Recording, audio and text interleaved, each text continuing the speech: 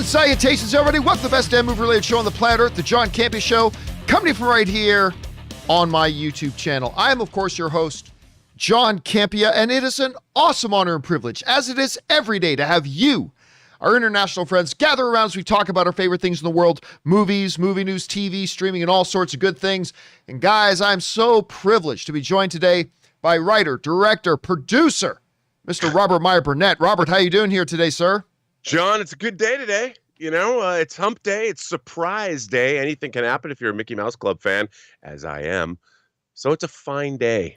It is a fine day. And guys, it's made even finer by the fact that you guys would take time out of your day to come and join us here as we have discussions about the things that make the world tick. Stories, ladies and gentlemen, on the screen, big and small. Listen, guys, here's how today's show is going to go. We're going to break today's show into two parts. The first half of the show, we're going to take some predetermined topics. And then in the second half of the show, we're going to take your live comments and questions. If you'd like to get a live comment or question on the show, simply go down into the description of this video, click on the tip link, or you can enter it in manually at www.streamelements.com/movieblogtv/tip. You'll be getting your comment or question on the show. It's appropriate for the show. And of course, you're supporting the channel at the same time, and all of us involved here at the John Campea Show. Thank you guys for that support. And listen, there is a lot of stuff that we've got to cover here today. So let's not waste any time and get right into it with a couple of off the tops. And our first off the top is this. Some of you guys may know that for the past 4 or 5 years, 3, 4, 5 years, there is 5 years. 5 years. There's been this little film in development called Tango, Shalom. That is one of the producers and, you know, I think editor and a lot of other hats worn for this thing is one Mr. Robert Meyer Burnett, who has been, listen, I'll tell you, I've been talking to Robert, and for years, you know, like watching him work so hard and toilet this little project that could. This little film that he had a lot of passion for and whatever. And today we got some legitimate movie news, folks, as it is being reported across the trades that Vision Films has acquired the worldwide rights to Tango, Shalom, the award-winning dance comedy about faith, peace, and tolerance. And I want to read one little excerpt here from the article here. It says, sweeping up awards at top film festivals worldwide. Tango Shalom is directed by Gabriel Bologna and produced by Josh and Claudio Landiodo. I'm sure I'm mispronouncing lots of these names. That's all right. Of Convinica Forever Films, co-written by Josh Landio, and Emmy Award and Academy Award nominated Joseph Bologna, who's also directing the film, who has worked on My Favorite Year, Blame It on Rio. By the way, My Favorite Year, one of my favorite Peter O'Toole films. So good. My Favorite Year, Blame It on Rio, Big Daddy, Lovers and Other Strangers, produced by Joel Zwick of My Big Fat Greek Wedding fame, Robert Meyer Burnett of Agent Cody Banks, and of course the John Campea Show fame, and Cece Bologna and Jordi Gleiber. Right, look at that poster, Rob. Look at that poster. And by the way, just want to throw in here really quickly that both Epic Dub Time and our friend Kevin Cow send in super chat badges and live chat. Thanks for that, guys. Rob, listen, just everything else aside for a second. I cannot tell you, and I've said this to you off camera, but how proud I am of you. I know how much you have busted your ass on this little project that, you know, for that by some looks maybe was never going to go anywhere, but you poured heart and passion and soul into it. You worked tirelessly at it, all this kind of stuff. It's been obviously getting a lot of award recognition, everything from film festivals around the world lately, but to now have it happen, it's been picked up by this company. Couldn't be prouder for you. So number one, what does this mean to you as a producer? And many other things on a film like this. And just remind everybody and tell everybody a little bit about Tango Shalom. Well, these are all good questions. Thank you for asking. And, you know, this was truly an independent production. It was dreamed up by two immigrants to this country. They came from Egypt by way of Argentina, and it was really their dream, you know, to make this film. And they stuck with it. I've worked on the movie for 5 years, but they probably took another 5 years just developing the script and getting people involved. And it was a true labor of love. It was shot on the streets of Brooklyn, New York, and truly independent style. And the Laniatos and the Bologna family all were involved, and Karina Smirnoff, who was on Dancing with the Stars for 20 years, stars as the hot tango instructor. And people have asked what the movie's about, and I said, well, it's a Jewish indie spiritual quest family dance comedy fable, because the world needs more. Is open the door for new projects, and whenever you have a project out that comes out, this is an exclusive announcement on this show. It's going to come out theatrically on August 27th. But John, I also want to point out that this year, you also had a film come out that you conceived of, you produced, you executed, which was Movie Trailers: A Love Story. And I would offer, how many YouTube pundit shows where we deliver movie news all day has two people that produced feature films in the same year? You making your documentary, which you conceived of, you executed, it came right out of your head, you decided to do it, and you did it. And then there's me, who was toiling away when we could fit in other work. But, we're not just talking about movie news, we're actually going out there and making things. And I know you've got other projects in the works. And I think that, I don't know about you, but for me, doing this show fuels the passion that keeps us making work. Because there were days, man, dark days, where I wanted to throw my computer out a window. And I'm like, why am I spending all this time? I'm like, why am I working on this movie? I want to put a bullet in my head and scoop out my eyeballs with a teaspoon, because it gets so frustrating. Working on the kind of perseverance, not just mine, but everybody on a film. And, we had to finish Movie Trailers: A Love Story. You had to finish it during COVID, and there was any time you could be like, enough, but you didn't. And I think that one of the great things about doing this show in particular is that it fuels my passion for films, our viewers, and their positive response. I mean, I feel that not just do we deliver the news, but we're also making our own work. And I've always thought that was really, really important. And to be on a show where we've both made movies, how cool is that? Well, it's pretty cool, but today's about you, man, and Tango Shalom, and this is a very exciting. Of course, you're working with a couple of guys who are behind and pivotal to My Big Fat Greek Wedding, which is one of my personal favorites as well. So it's just really cool that we can actually as a legitimate story here off the top, talk about Tango Shalom getting acquired, which is awesome. By the way, our friend John Demoto sends in a super chat badge in the live chat. Thank you, John Demoto. Thank you for that, John. guys. I appreciate it. Anyway, guys, for you, have you had a chance? Have you been one of these people? Because I've been hearing from some people who were able to attend one or two of these festivals around the world and actually see Tango Shalom. What are your thoughts? Jump on down to the comment section below and leave your thoughts there. All right, guys. With that down, let's get into one more off the top, and that is this.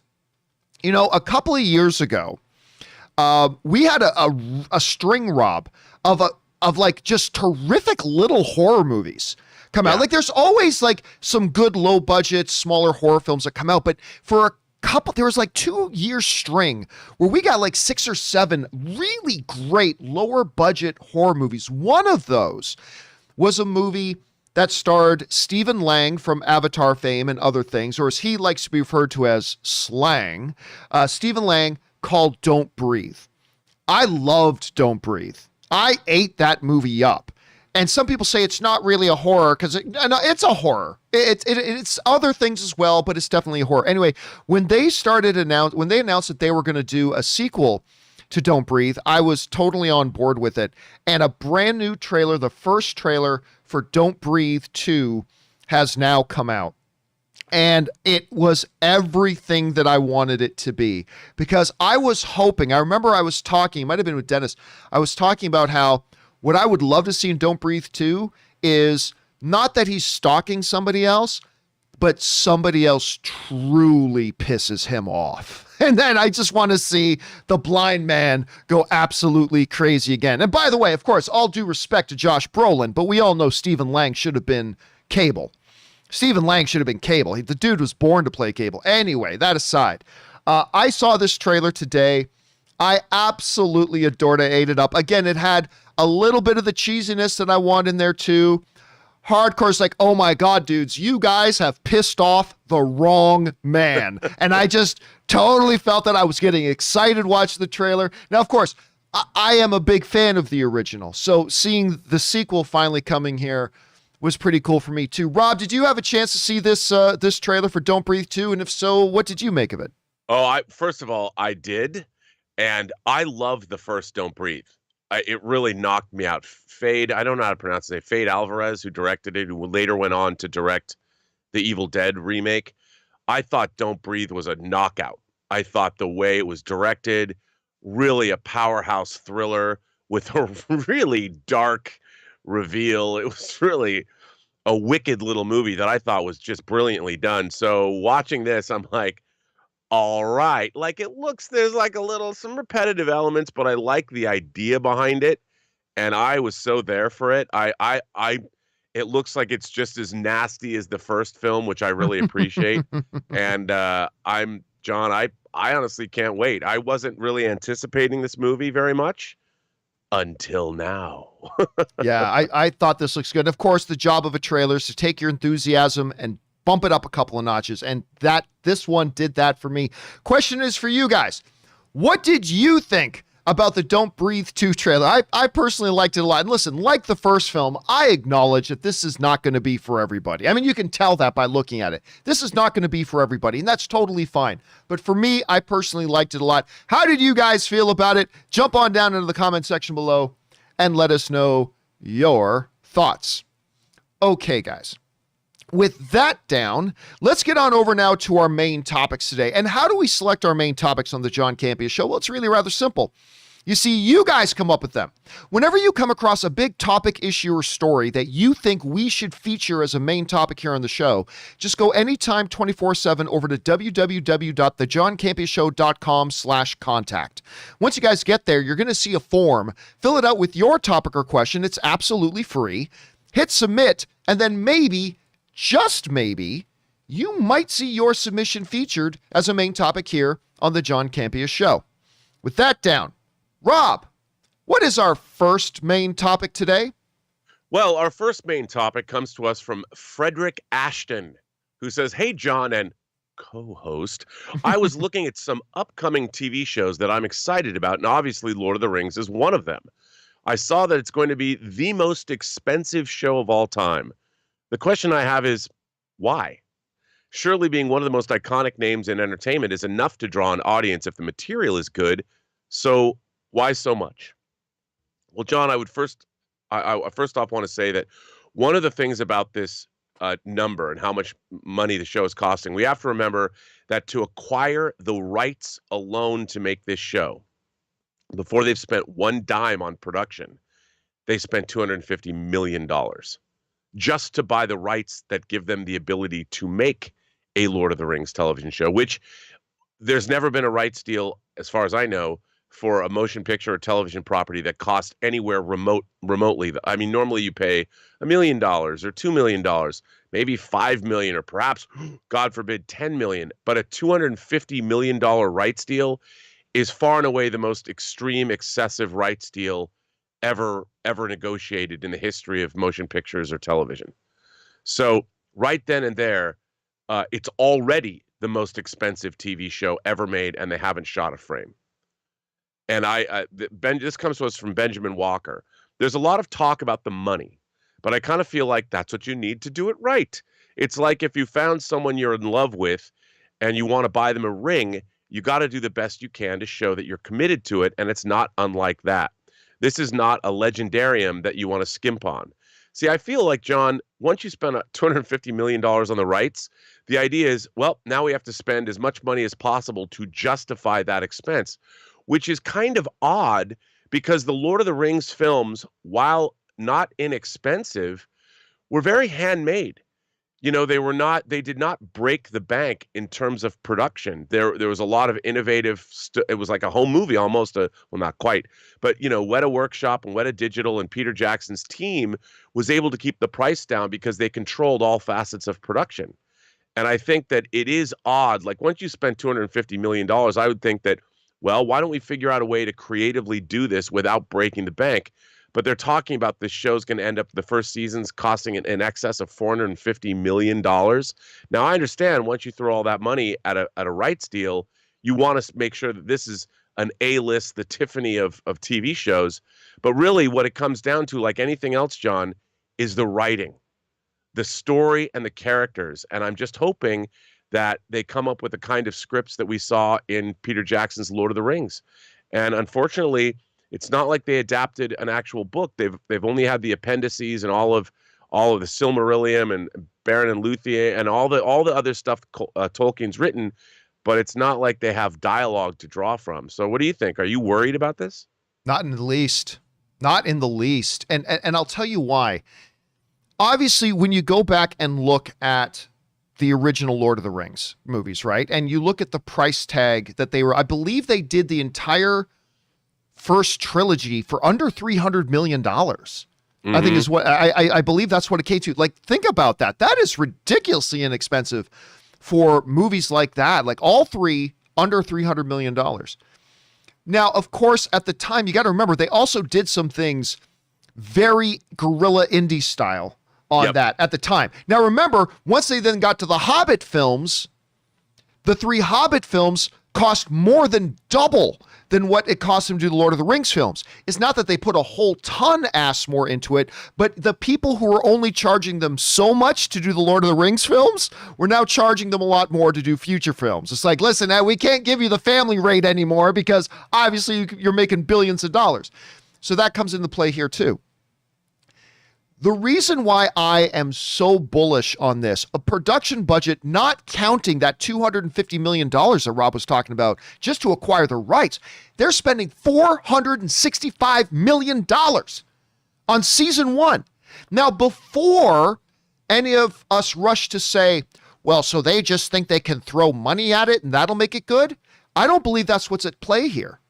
I believe what's at play here is exactly what Benjamin was saying. To me as an audience member, this is telling me in very clear terms, Amazon is saying to the audience, we are taking this deadly fucking seriously. That's what this number sign says to me. This dollar amount to me is Amazon sitting me down in a chair, looking me in the eye and says, do you doubt how serious we're taking this? Like, is there any doubt now how absolutely deadly serious we are taking this? And Rob, then when you go back and you look at the people they have involved, remember about 1.5 years ago, they put out that little sizzle thing that just showed this big long list of everybody behind the scenes that they have, like top-notch people, absolute top-notch people they have working on this project. And then you go even beyond that, and you look at what has Amazon been producing? Oh, I don't know. Just shows that completely sweep up at the Emmys, like The Marvelous Mrs. Maisel, which I think is one of the best shows to be on TV in the last 5, 6, 7 years. They've done things like The Boys. They did that Nazi Hunter one with Al Pacino. I can't remember the name of that, but Hunters. The Hunters, you know, that a lot of people ate up and loved. They've cranked out award-winning shows. So I'm sitting here and saying, hey, look, obviously we won't know if this is any good until we watch it, right? But what do we have in front of us? Well, we have a network that has been putting out, when they do put out original shit, they have been cranking out excellence. We have a company that says, you want to put your money where your mouth is? Okay, we're going to spend more money on this one season of television than anybody has ever spent on a single season of television. That's how serious we are. And then to not just rest on their laurels of saying, well, it's called Lord of the Rings, so everybody's going to watch it. They go out and get top people to work on it behind the scenes. Now, of course, this could still end up being an absolute disastrous, terrible show. Of course it could be. But if we want to actually take the tangible elements that are in front of us right now and say, based on what we have, do we have good reason to feel optimistic? Hell yes, we've got good reason to feel optimistic. I think they are doing everything right, taking this seriously. Now, also, Rob, I should point out too, IndieWire put out a really good point about this. They said one of the reasons, besides the actor saying, listen, we're doing this because we want to show we're serious. But secondly, IndieWire pointed out that Amazon's aspirations about Middle-earth do not end with this one season of this show. Right. They want to create an entire franchise. And they know that the only way we can possibly do that successfully is if we come out of the gate strong. Because if we come out of the gate with a season 1 of a Lord of the Rings show and it falls on its face, you can kiss everything else goodbye. No one's going to give us another chance. So we got to do this right. And so, again, I look at this, Rob, and dude, I'm giddy. I'm not going to lie to you. I'm giddy. I'm giddy that they're doing it at all. I'm giddy that they're so serious that they're putting this amount of money into it. I'm giddy about the talent they've had already behind it. I'm giddy that they're shooting it already. I'm giddy that they have big plans for it moving forward. Rob, if you had to say there was one red flag for you, if you had to say, looking at the whole Lord of the Rings situation, because I've been sitting here spilling all these positive signs, but if you had to look at it and say there's one red flag for you that gives you a little bit of pause, would you have one off the top of your head that you would point out? Yeah, I think that the people that they picked to run the show, the two showrunners, are very inexperienced. And this show is the kind of show, you're not just making a TV show, you're juggling a whole fantasy world. And basically, you're asking two relatively inexperienced showrunners to understand not just characters and story, but how to do an epic fantasy, meaning you've got set design, you have VFX. You couldn't have picked a harder subject to do. And that's the only thing that would give me pause. They've got a lot of other talented collaborators that they're working with, but the pressure on them is certainly unenviable. So I wish them well. I want this show to be great, but I would say I'm going into it cautiously. I'm really crossing my fingers, hoping it's great. And we won't find out until it comes out, of course, but we'll see until then. Question is for you guys. What do you think about, not only, we've known for a while this is going to be the most expensive season of television ever produced, but about the reasons they're saying, because we make sure it's got to be done right. We have big future aspirations, but I don't know. How do you guys feel about this? Jump down into the comment section below and let us know your thoughts. Pardon me. Okay, guys, with that down, let's move on to main topic number 2. And our second main topic today gets submitted to us by Kenneth McDowell, who writes, "Hi, John and Rob. Have you seen the new set photos from the new Dungeons & Dragons film? From the looks of Hugh Grant's costume, it looks as if this is going to be a comedy. I didn't expect it to be going in that direction. What do you guys think of this possible take on the D&D universe?" All right, thanks a lot for sending that in, Kenneth. And yes, listen, you guys know I'm a big D&D guy. My wife is not only plays in a D&D group with us, but she's our group's dungeon master. She also plays in a D&D group with the head office of Wizards of the Coast. She actually plays Wizards of the Coast, who own Dungeons & Dragons. She plays in a D&D group with them. Virtually, of course. She doesn't travel to Seattle to do it, but she plays with them virtually. Anyway, so we're big D&D fans. There was an original D&D movie that came out. Absolutely garbage and awful. One of the Wayans was in it. Jeremy Irons was in it, and just no one talks about it. It's the movie that shall not be named in Dungeons and Dragons circles. But once they announced they had this new one coming out, and then they started to attach real talent to it. Talent like Chris Pine, Michelle Rodriguez, Justice Smith, and then we heard Hugh Grant. And I've been a big Hugh Grant fan for a long time. I think this dude is an immensely entertaining performer, and I love seeing him on stuff. Now, you mentioned in your email that Hugh Grant's costume makes it look like a comedy. I can tell you this. You did not see the actual set photos. What you saw, I can only imagine, was the story on Screen Rant that instead of using one of the actual set photos, they used this older photo of Hugh Grant. That is not, if you look at the symbols, that's our world. That's our world stuff. That's not Dungeons & Dragons. That is not, I can only assume when you say Hugh Grant's costume made it look like a comedy, you probably stumbled on Screen Rant's report and you saw that picture. That picture is not the picture that we are talking about. That is not a set photo from Dungeons & Dragons, just so you know. The actual set photo from Dungeons & Dragons is this. And this does not look like it's a comedy.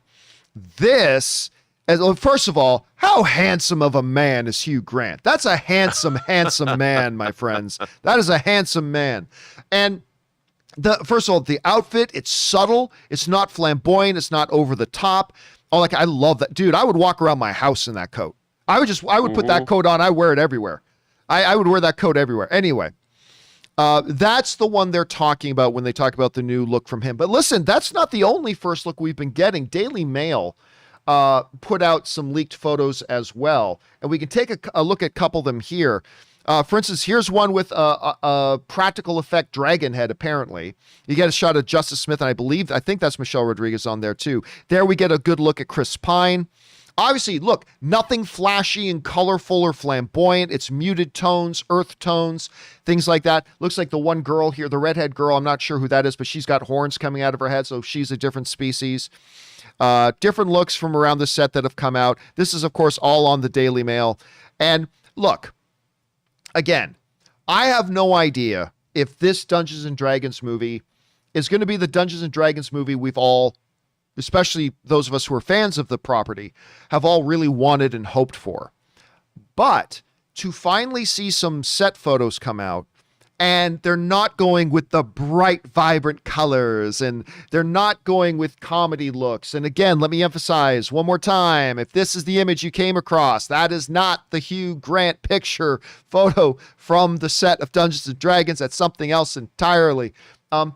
It's at least makes me smile, Rob. It makes me feel a little better knowing that, okay, like this movie could still be a complete car wreck and totally garbage, but to see that they're going, again, even just with colors, earth tones, subdued colors, a little more grounded feeling stuff, that to me makes me feel a little bit more settled. That makes me feel a little bit better. So I know, Rob, you had a chance to see these photos. What did you think of what we're seeing from the Dungeons & Dragons set there?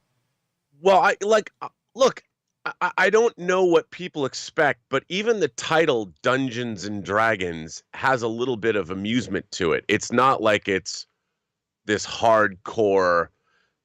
It says fun to me, I think that the tone of the movie nowadays, I think tone is very important, especially when it comes to fantasy films. And I think, look, Lord of the Rings had humor in it. It also had an apocalyptic battle for Middle-earth, but the characters, especially like the relationship between Legolas and Gimli, was amusing.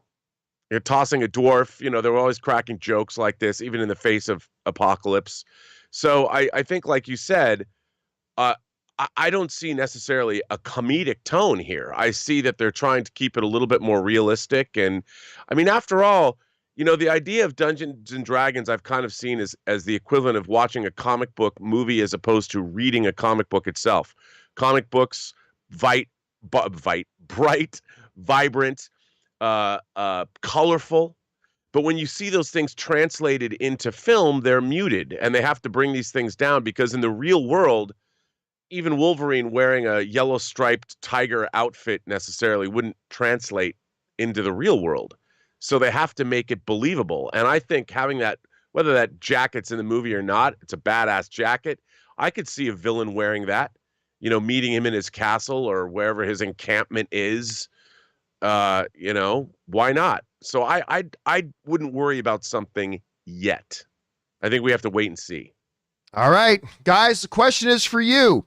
What do you think about these photo images? I guess a lot of it will be determined by what was your anticipation level for a new Dungeons & Dragons movie in the first place. If you weren't interested at all, these photos may not mean anything to you.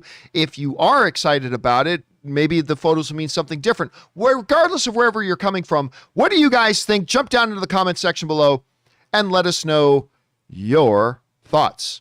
Okay, guys, with that down, let's move into main topic number 3. Rob, what is our third main topic today? Oh, it's a good one, and it comes to us from Henry.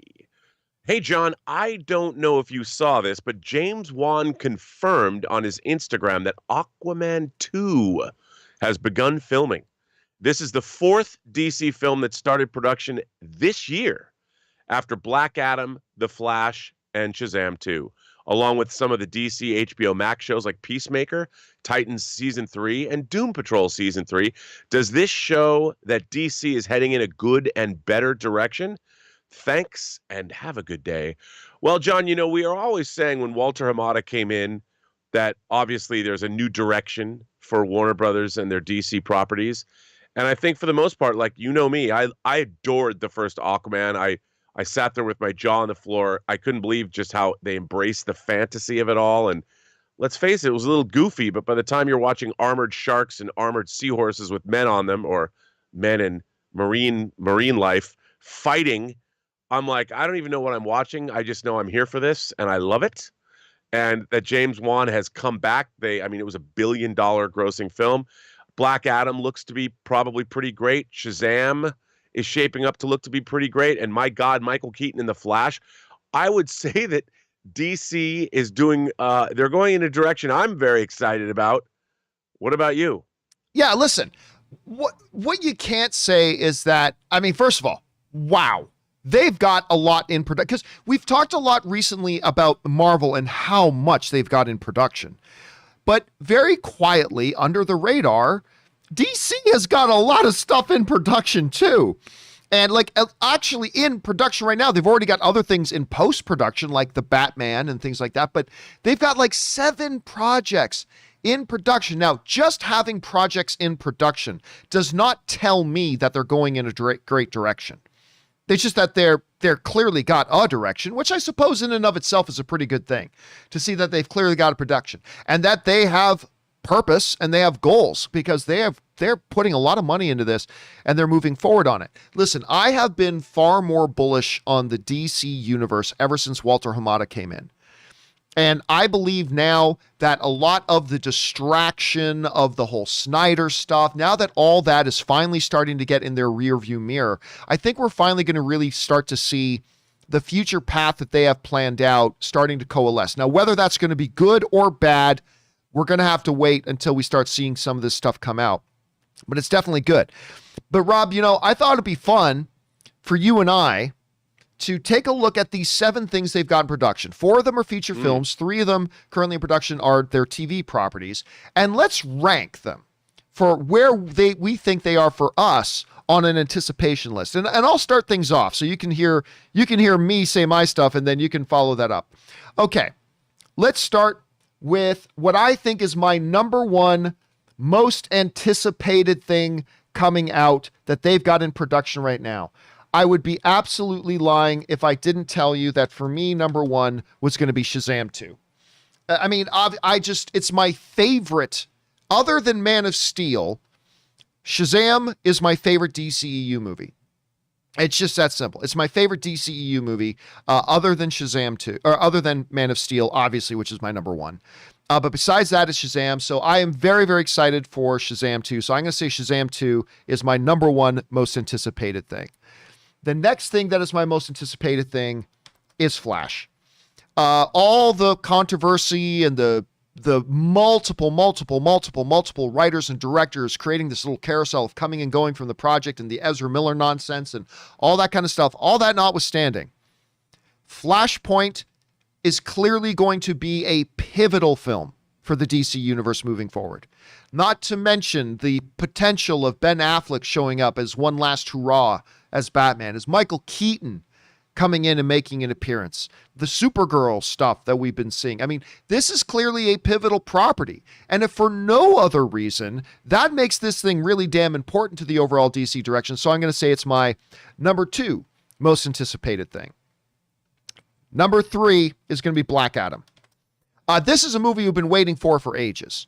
We've been waiting for Black Adam for years. Rob, it was over 5 years ago now that I was at CinemaCon in Las Vegas as Dwayne "The Rock" Johnson came on stage during the Warner Brothers presentation and told about how the DC universe was going to be under his boot.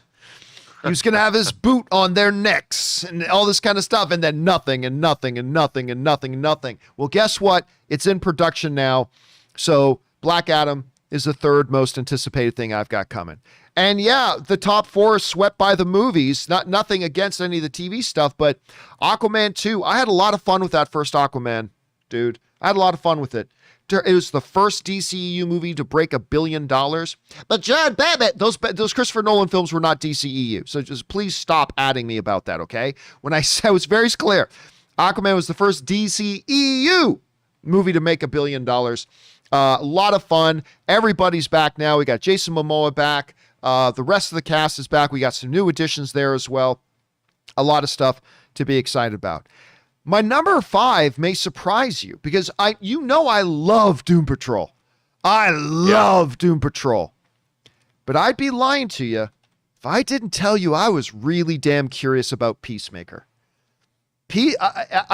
Listen, John Cena has still not sold me that he can be a leading man. He's great when he's in supporting comedic roles. I actually really like him when he's in supporting comedic roles. But things like blockers and other things, I am not convinced he can lead something. But I'll tell you what, I'd be lying to you if I didn't tell you I've loved this character from the trailers, the Suicide Squad. Obviously, Warner Brothers thinks there's something really special there to spin him off into his own series. So curiosity has completely overwhelmed me. So number 5 for me is Peacemaker. Number 6, which you would think would be higher on this list, and I don't know why I don't have it higher on the list, because I love Doom Patrol. I love it. Maybe my anticipation level isn't as big because I've seen 2 seasons of Doom Patrol. So maybe it's because I already know what I'm getting. I'm getting good, high quality, fantastic stuff. I think the 3 best comic books property things on television in no particular order are The Boys, Doom Patrol, and Umbrella Academy. Doom Patrol is one of those top 3 things to me. And so I'm very, very excited about that. And then coming out in number 7 is the only thing on this list that I have no interest in, which is Titans Season 3. I gave up on Titans after Season 1. I watched all of Season 1. I was very excited to see a lot of it was taking place in my hometown of Hamilton, Ontario, Canada. Good on you guys for shooting in the hammer. But I thought the show was just not good. And so I tapped out at the end of Season 1. I never bothered with Season 2. So clearly I have no interest in Season 3. So that's why it ranks 7 for me. So once again, my number 1 most anticipated of the projects that are in production right now is Shazam. Number 2 is The Flash. Number 3 is Black Adam. Number 4 is Aquaman 2. Number 5 is Peacemaker. Number 6 is Doom Patrol Season 3. And number 7 is Titans Season 3. Rob, the floor is now yours. And now, of course, we are things in post-production, and we have more things coming. But in production right now, these 7 things, if you look at them, dude, how would you break down your ranking? Okay, I've got to go. My number 1 is got to be The Flash. 1, because I can't believe it's actually finally getting made. But 2, I really enjoyed the Flashpoint Paradox storyline that they seem to be leaning into, and the idea that we know Michael Keaton's coming back. We know maybe that Ben Affleck's going to be in the movie. I'm sure it's going to be crazy, also dealing with the multiverse, but because it is based on a comic story I liked, and we're getting Michael Keaton back, and I really like Ezra Miller's portrayal of the Flash, that's my number 1. My number 2 is Aquaman 2, only because, coming from a kid who loved Ray Harryhausen and that kind of fantasy, I can't imagine whatever the Lost Kingdom is that they're finding or whatever. I'm sure it's going to be wacky and fun. And I really like Momoa as the character. I don't know where they're going to take it, but who knows? And then number 3 will be Black Adam. Again, I love the idea that Dwayne "The Rock" Johnson is playing Black Adam. I think they're going to do some really interesting stuff with Black Adam. Again, the fantasy component to that character appeals to me. And I can't then say I like Black Adam without saying number 4 is Shazam, especially because I wasn't the biggest fan of the Shazam movie, but I loved the Shazam family, the Marvel family that they introduced. And that first on-set photo of all the family in their revised costumes got me all hot and bothered, John. Not gonna lie. So that's number 4. Number 5's got to be Doom Patrol Season 3 because I'm a huge fan of Doom Patrol. I think it's a great adaptation of the modern iteration of Doom Patrol. I think they really captured what made that comic run so great. As a matter of fact, I have it sitting right behind me. And then also, then number 6 is going to be Peacemaker, only because I'm a fan of the character. I think Suicide Squad, I'm hoping it's going to be great. It looks like it could go either way. It's either going to be really great or it's going to be a little too goofy for me. I don't know. But I like what John Cena is doing as Peacemaker, even though it looks like a little lowbrow for me, but I'm hoping it's good. And then Titans, it's got to be bringing up the rear at number 7, because Titans is one of my favorite superhero teams. And I think they went in the absolute wrong direction with the sort of brooding, dark take on the Titans. I mean, if anything, I wanted the Titans series to be the Friday Night Lights of superhero shows, meaning there was a lot of love there, but a lot of problematic things and a lot of people who care about one another. Titans was always that kind of a comic. It was certainly my favorite iteration of it. The Perez Marv Wolfman run was not dark and brooding. And even though they got apocalyptic at times with things like Trigon, I just wanted it to be something different. So there you go. There's my list. I think it's a good list. And again, it's impressive when you look at the stuff that is just in production right now that they got going, not even mentioning the stuff they've got in post-production right now, like the Batman, Suicide Squad, and other things they have upcoming right now. Question is for you guys. What do you think about that list? How would you rank those properties in the order that you are most anticipating them? Jump on down into the comment section below, guys, and let us know your thoughts. Okay, guys. With that down, let's move on to main topic number 4. And our fourth main topic today gets submitted to us by Steve Calderon, who writes, Don Cheadle says that Steven Soderbergh may have thought of a way to do Ocean's 14 given the passing of co-stars Bernie Mac and Carl Reiner. I'm not sure if I want to see another movie because 12 and 13 weren't as good as 11. I would like to see a sequel to the all-female spinoff 8, which I enjoyed better than 12 and 13. Are you interested in seeing another Ocean's installment with George Clooney, Brad Pitt, and Matt Damon again? All right, thanks a lot for sending that in, man. And yeah, listen, first of all, let me say, Steve, I agree with you. I liked Ocean's 8. I thought Ocean's 8 was fun. I had a pretty good time with that movie, actually. I was pleasantly surprised by it.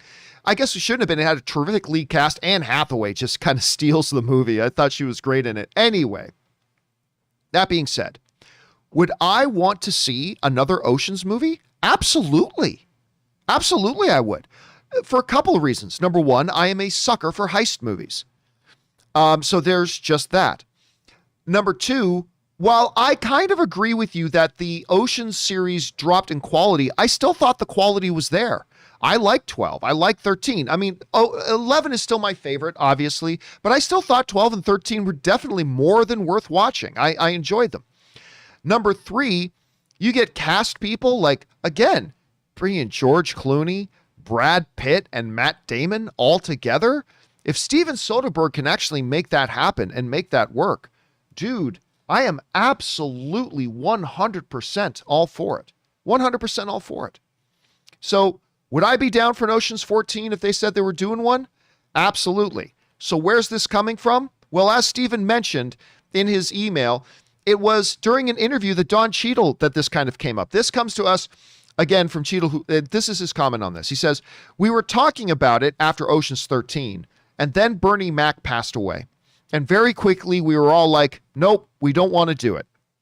But I just did a movie with Steven Soderbergh, and he said, I think there may be a way to do it again. I'm thinking about it. And it didn't go much further than that, but I don't know. I don't know who all would be in it. I imagine the main group of us would be in it. It would be interesting to see.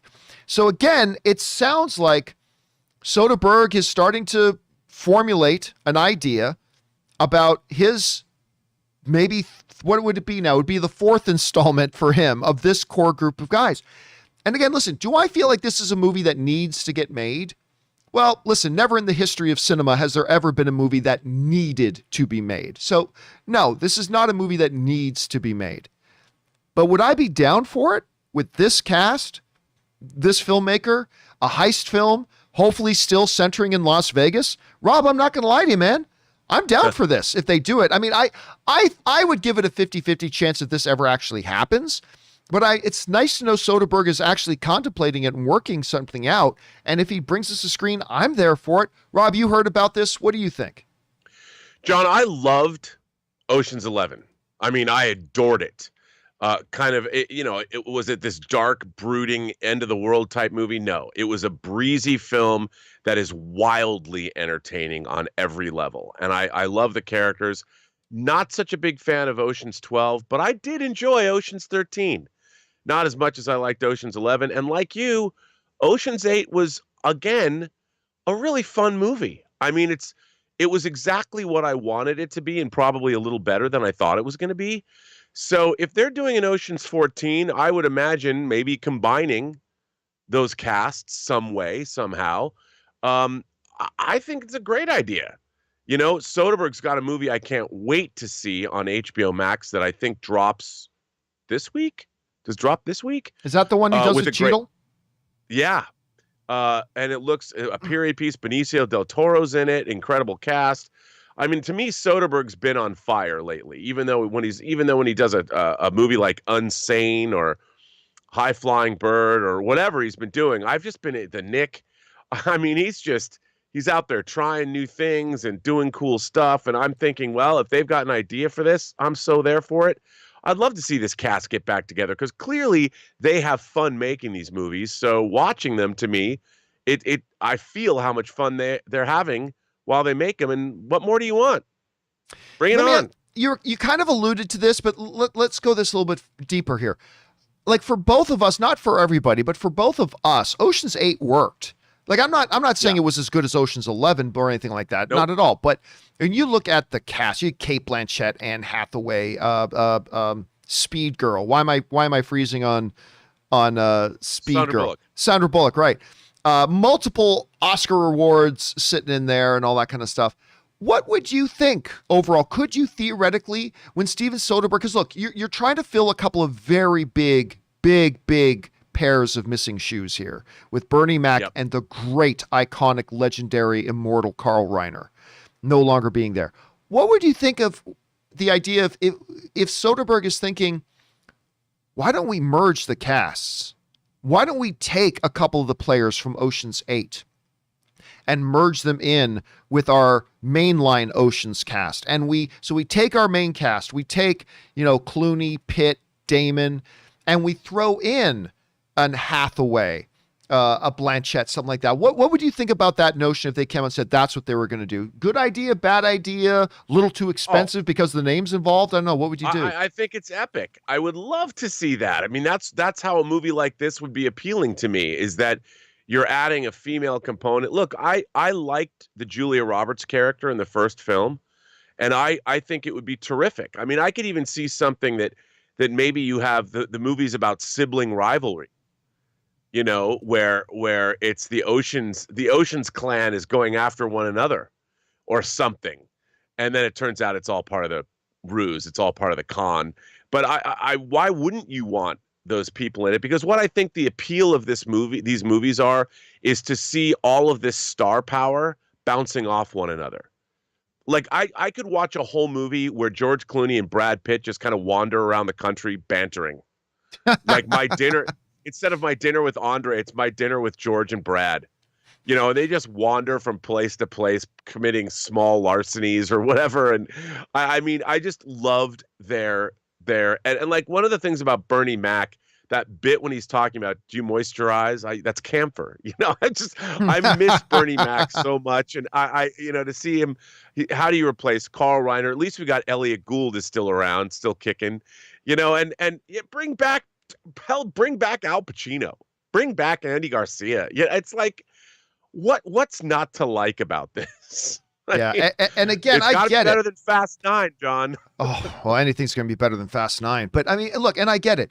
When you've got, again, two giant pairs of shoes, like all of a sudden now you no longer have Bernie Mac, and you no longer have Carl Reiner. I understand that their initial thing was, well, then that's it. We don't want to do these. I mean, we can't do them anymore. But years have passed now, and new ideas prop up. And it's going to be interesting to see if they're able to. And I'm just saying I'm on board with it if they want to. Question is for you guys. What would you think of the idea of an Ocean's 14 if they can get the rest of the core cast back? And on top of that, if they did, what would you think about them maybe merging in the cast from Ocean's 8 and kind of making it one thing? I don't know. This is all theoretical at this point. Question is, what do you guys think about it? Jump down into the comment section below and let us know your thoughts. Okay, guys. With that down, let's move on to main topic number 5, shall we? Rob, what is our 5th main topic today? Well, our 5th main topic comes to us from Kyle Arking. Guild of America has announced that they will only nominate films with an exclusive 7-day theatrical run. With the resurgence of people returning to the movies and this news, how many hours will it be until we find out Dune will forego HBO Max Thanks. Well, as you know, I mean, there's been a lot of battling over the fact that streaming services are sort of taking over our award shows and the Academy Awards as well, and Netflix being a major player now and them going after the prestige properties. In a way, I kind of get the DJ's thinking here. Variety, this comes to us from Variety. The Variety says, the DGA National Board also reinstated its requirement of an exclusive theatrical run, which was temporarily suspended due to pandemic-related theater closures, for the DGA Theatrical Feature Film Award. The rule, which was actually first introduced in 2019, requires that films released after June 15th, 2021, have an exclusive theatrical run of at least 7 days prior to any other exhibition. Movies released via other distribution platforms, such as streaming services, on the same day and date they hit theaters, are not eligible for the Guild's top award. Now, John, I look at this as the idea of preserving the theatrical experience. I'm all for that. I'm a proponent of it. I think maybe we should do that.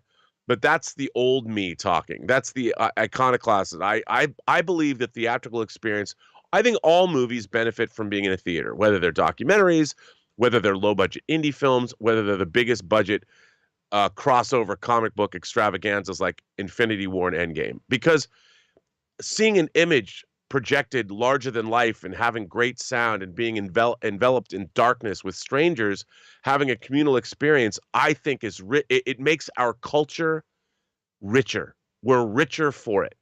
And the idea that we're just going to hang out in our pajamas, with potato chips in our hands and a drink or whatever, and watching at home when you can always get up, go to the bathroom or talk on the phone or leave, I think that diminishes the experience. So I'm a snob. I'm a theatrical snob. So I have no problem with this idea that movies are meant to be seen on the big screen. That's part of the art form itself. Just like I think it's important to go to a museum to look at great paintings or look at great sculpture, because that environment allows you to pay more attention to what you're watching, which I think enriches the human soul. I really do. But that said, our world now is changing. And by having these rules, does this mean that we're not changing with it? I don't know. What do you think? It's tough because you try to look at, we got to remember that the organization we're talking about here is directors. It's the directors, the people most responsible for whether or not the movie you watch is good or not. It is the directors. And everybody always fights to defend the directors. The directors. Don't interfere with the directors. Don't complicate the life of the directors. Let the directors do their art and all that kind of stuff. This is the group of people that we're talking about here. Now, it's important to point out, Rob, that the DGA instituted these rules before the pandemic. Like these are rules they had before the pandemic. They just froze those rules and they suspended that rule during the pandemic because they understood that, hey, look, these are extreme times and extreme circumstances. Some of these movies are going to have to be put out on streaming. So they understood that. That was a key part of what their understanding was.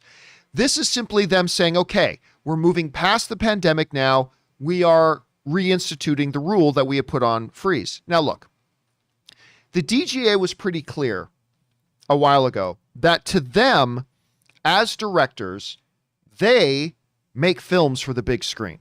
That's what the directors feel. The directors feel that we create our art primarily with the intention of it being seen in a theater, in a collective communal experience, watching these movies and having these shared experiences. That's how we direct these movies and how we want them to be recognized. So for them to say, well, so we are putting in a rule for ourselves. Their rules don't affect anybody else. Like their rules don't affect the Academy. They don't affect anybody else. It's just their rules for themselves. We have a rule for ourselves, the Directors Guild says, that a movie to be considered for the top honor has to be a theatrical release film. That's our rule for ourselves. And Rob, as long as they're not doing anything that is, what's the best word I can look for? That is prejudicial against individuals, I'm all for any organization making any rules for themselves that they want. I mean, you're self-governing. You can put any rules in place for yourself because your rules don't affect other people. They don't affect me. You're the director's body. If you want to have that rule, you have that rule. And listen, if one of their, this is how I feel about Rob. If one of their primary values as directors is that we direct films for the big screen. I mean, obviously the Directors Guild also includes television directors and all that kind of stuff, but this is how they feel about their movies, that we are only going to recognize those that have the theatrical experience. Then more power to them. It's their organization. It's their body. It's not affecting anybody else. If the directors don't like that, they can change it because this is the directors' organization. So I get it. I can understand why some other people may not like it, but it's theirs. And Rob, I can't remember. Were you a part of the Directors Guild of America?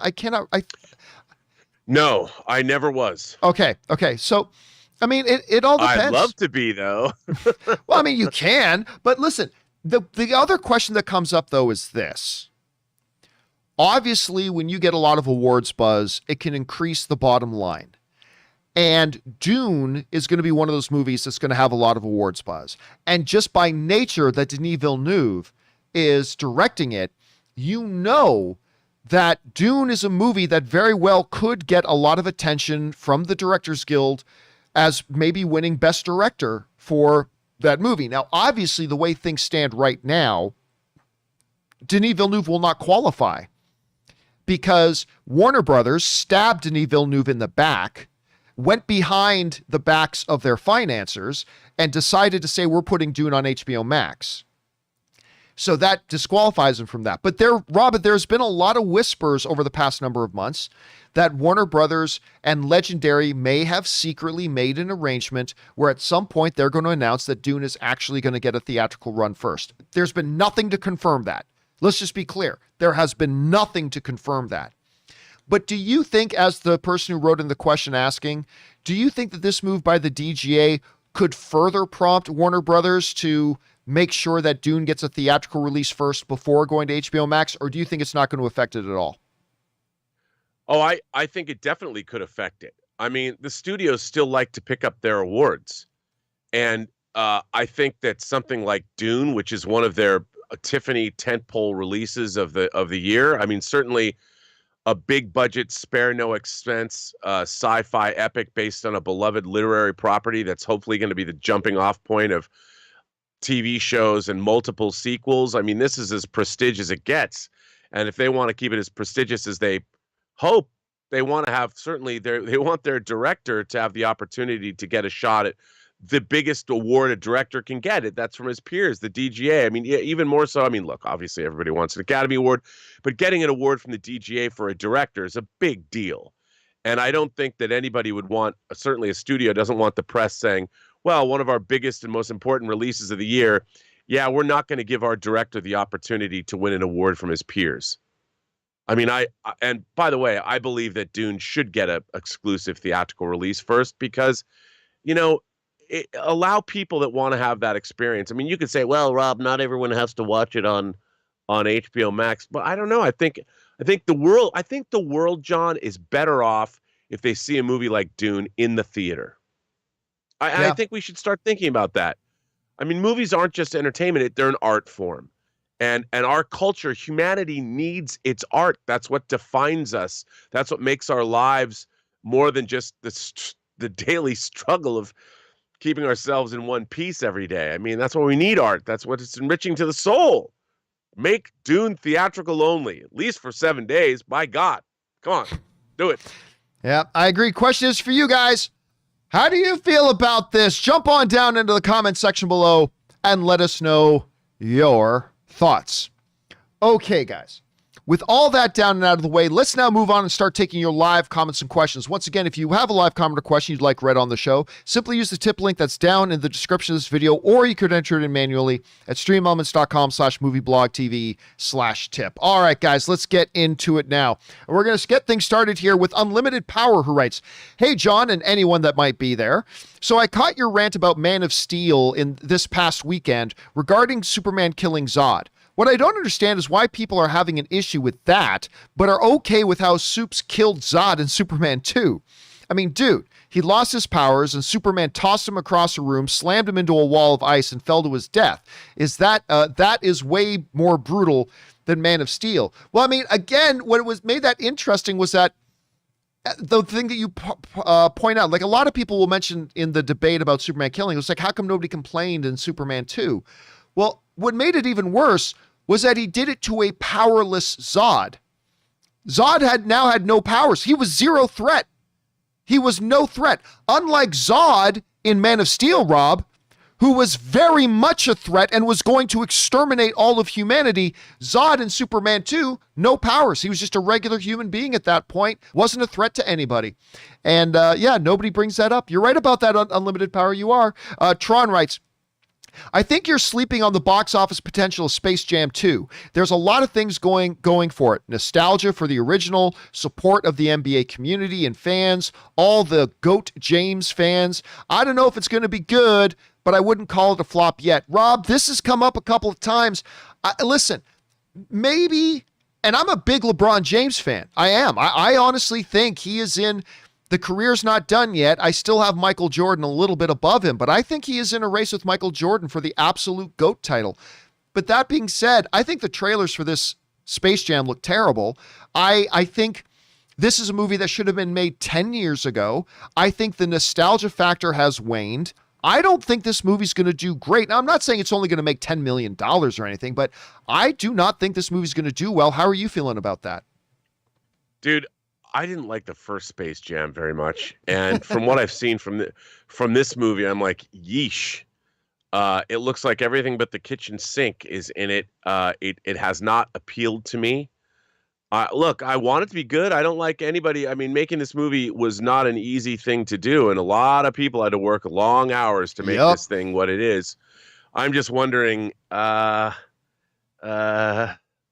I don't know, man. Yeah. It doesn't look like a Lego Batman or hell, the Lego movie, which is kind of not that they have to be like one another, but still with all these different IPs appearing, and it's, I know, it looks pretty insufferable to me right now, but I'm willing to have my mind changed. Hopefully it's great. Hopefully it's great. All right, next up, Matthew DeFrentis says, saw Fast 9, story was there, execution and telling that story was god-awful, emotional beats and connective tissue connective tissue worked, but along the way somebody was like, you know what would make this scene cooler than a Corona on a hot summer day? Insert ridiculous. Dude, listen, look, Fast 9 is out and it's making money at the theater, which I love. I love that. I love that. Even though I hate the movie and I think it's absolute total garbage, I love that it's successful. And I love that people are going out to the theaters to watch it. And I love that there are some people out there that are really enjoying it. Like, seriously, like, people think that if you don't like a movie, you're supposed to not want other people to like it. I can hate a movie and I hope other people like it because I want people to have a good time at the theaters. So, but I'm with you, Matthew. I thought the movie was absolute garbage, but I'm glad it's doing well. All right. Rubber Penguin writes, good morning, John. I love the show. Thank you so much, Rubber Penguin. A friend and I compared Fast and the Furious 9 movies to the 9 Star Wars saga movies. We compared Phantom Menace to Fast and the Furious 1, Clone Wars to Fast and Furious 2, Furious, etc. I would argue that Fast 5 has the best saga movies. What do you think? Well, Rob, I know that you believe Fast 5 is the Citizen Kane of the Fast and Furious franchise. Oh, and by this stretch, that means Fast 5's Empire Strikes Back. That's right, by his thing that he's compared to Empire. And I'm like, he's absolutely correct. And so, I would take his analogy one step further. I actually think my favorite Fast and the Furious movie might actually be 6, and which is funny because I also believe the best Star Wars movie is 6 in Return of the Jedi. So, I mean, I kind of like the comparison there, Rubber Penguin. I kind of like the comparison. All right.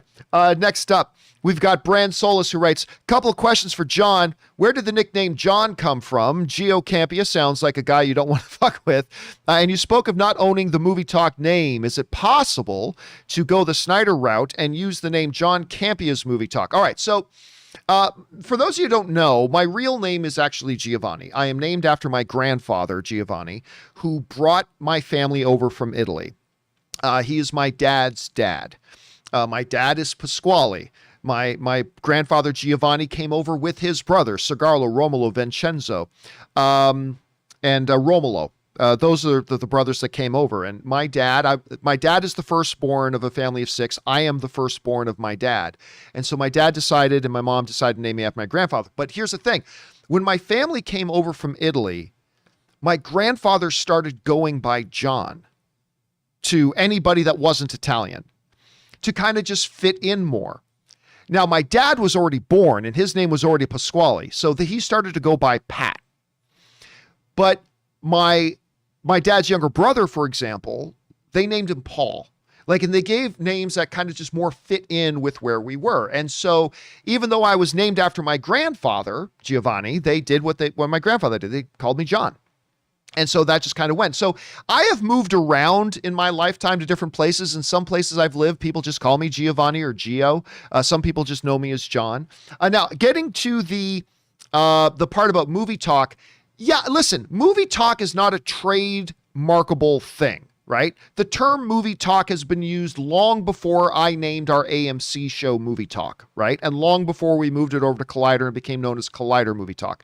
If I wanted to use the term movie talk, I could find a way to do it. There are ways that I could do it, whether it was called John Campea's Movie Talk or whatever. But the reality is this. I thought about that for a while. Because, when Collider was shutting down Movie Talk, I had a discussion with Mark Fernandez saying, hey, listen, if you're not going to use the name, do you want to give it back to me? The guy who came up with the name? Do you want to give it to me? And they said, well, we're going to keep it in our back pocket just in case somewhere down the line we want to use it. And that was understandable. That's understandable. But after that, I started thinking, would I even want to use the word movie talk, the phrase movie talk anymore, Rob? Because honestly, by the way, I forgot this. I totally overlooked this, but this week marks my 4-year anniversary that I left my job to strike out and do my own YouTube channel. Wow. It's been 4 years this week. So thank you to everybody who has made me doing this possible and helped me make the best move I ever made in my career. So thank you so much for that. But the first couple of years, I worked really hard, Rob, to distance myself from the stuff I had done before. I had worked very hard because I thought it was important that I established my own identity apart from all that. And so then I thought, wouldn't adopting the Movie Talk name be counterproductive then? And so, yeah, I could use the words movie talk if I wanted to, but I don't think I want to. And that's not me saying I don't have terrific fond memories of those days, Rob. Of course I do. But I do want to continue to distance myself from that. I am something different than what I had done before, so I probably won't use it. So there's that. All right. Thank you so much, Bran, for writing very thoughtful questions, man. I appreciate that. Okay, next up. Yogi/Cindy fan writes, hey, John.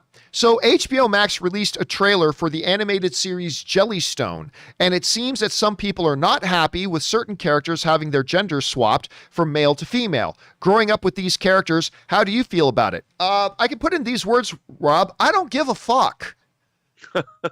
Who the fuck cares? I'm so sick and tired of people. I'm upset that they're changing the gender on something. Oh, go cry into your fucking pillow. I don't care. Listen, the other reason I don't care is because of this. The trailer is just bad.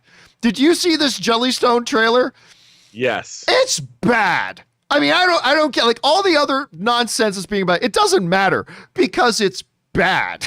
It was a bad trailer, so I have no interest in it anyway. I don't know, Rod, did you like it? Maybe you liked the Jellystone trailer. I thought it looked terrible. What did you think? I hated it. Yeah. I mean, look, you know what's interesting to me? I would think we always talk about we live in a Renaissance time of superhero movies. Well, we also live in a pretty amazing time when it comes to animation. If you look at animation across the board, whether it's Miyazaki, whether it's Pixar, whether it's things like Rick and Morty or any other half dozen great animated properties, there's a lot of great animation being made today. So it's amazing to me when I see something like a Yellowstone or not Yellowstone. You know what I mean. Jellystone, yeah. Jellystone, that when you see that, how do you mess up that? You know, and they found a way. They said, that sounds like a challenge, Robert Meyer Burnett, and they found a way. I just don't understand. Like, Yogi Bear and Boo Boo are, they are one of those one of the oldest animated characters. I love them. I've always loved them. You know, picnic baskets and all. How can you not? It goes all the way back to my childhood. And then you watch something, Jellystone. How do you muck that up, man? I mean, look, maybe the show's going to be awesome. Maybe it will be, and it's just a bad trailer, but the trailer was terrible. Okay, we got to move on here. Next up, Ryan Lohner writes, happy 95th birthday, which was just the other day, to Mel Brooks, and I hate to be that guy, but we're still waiting for that Blazing Saddles musical. Dude, Blazing Saddles is one of the greatest comedies ever made. It's to me, it still holds up. Incredibly hilarious. I mean, the guy who did Spaceballs and Young Frankenstein and whatever, but Mel Brooks is a treasure, dude. He's an absolute treasure. All right, William H. writes, hey guys, remember the ridiculous Fast and the Furious / Jurassic World rumors we heard about? Yep. In Fast 9, when they go to the jungle, the plane crash, and we're driving and creeping around with guns, I kept thinking all those scenes needed were dinosaurs. If you think about it, replace all the bad guys with dinosaurs in those scenes, and it's a crossover movie. I laughed at the ridiculous Fast and the Furious Jurassic World rumor, but now that this franchise is officially train wrecked to where it is, dinosaurs now won't surprise me at all. Hey, listen, dude, I said when those rumors, like when those reports started to surface that they had actually considered something like that, I said, listen, at this point, there's no reason they couldn't do it. I mean, they've gotten so ridiculous. Why not? But listen, even that, I agree with you, William. I agree with you wholeheartedly, brother. That would have been better than what we got in Fast 9, in my opinion. I mean, it's all subjective, but I think that would have been at least more entertaining than what we got in Fast 9. All right, next up, we got Major Tom, who writes, hey, John, Quentin Tarantino is perhaps my favorite director of all time. Yeah, he hasn't directed a lot of movies. He's directed a bunch, but the movies he has directed are literally high quality. Even his worst movies, like Death Proof, are still really entertaining. Rob, I mean, when you look at Quentin Tarantino, we were talking about Quentin the other day because he reasserted that after his next movie, he's retiring, which neither you or I believe.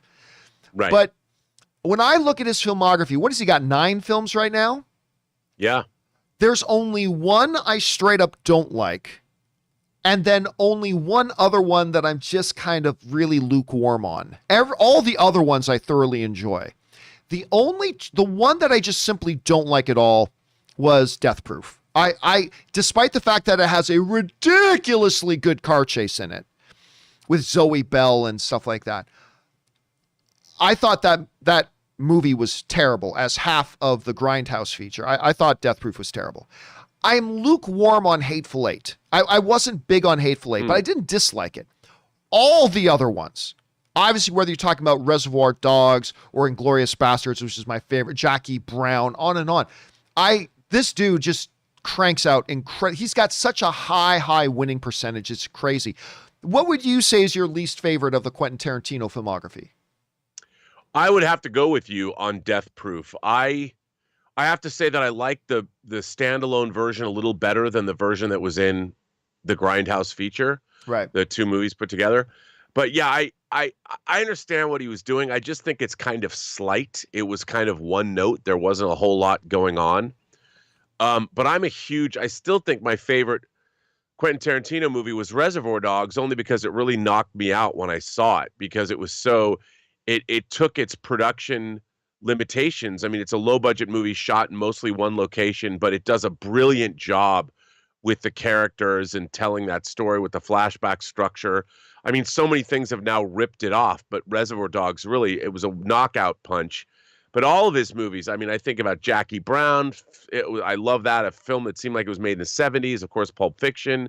I loved Django, and I loved Inglourious Bastards. But you know what?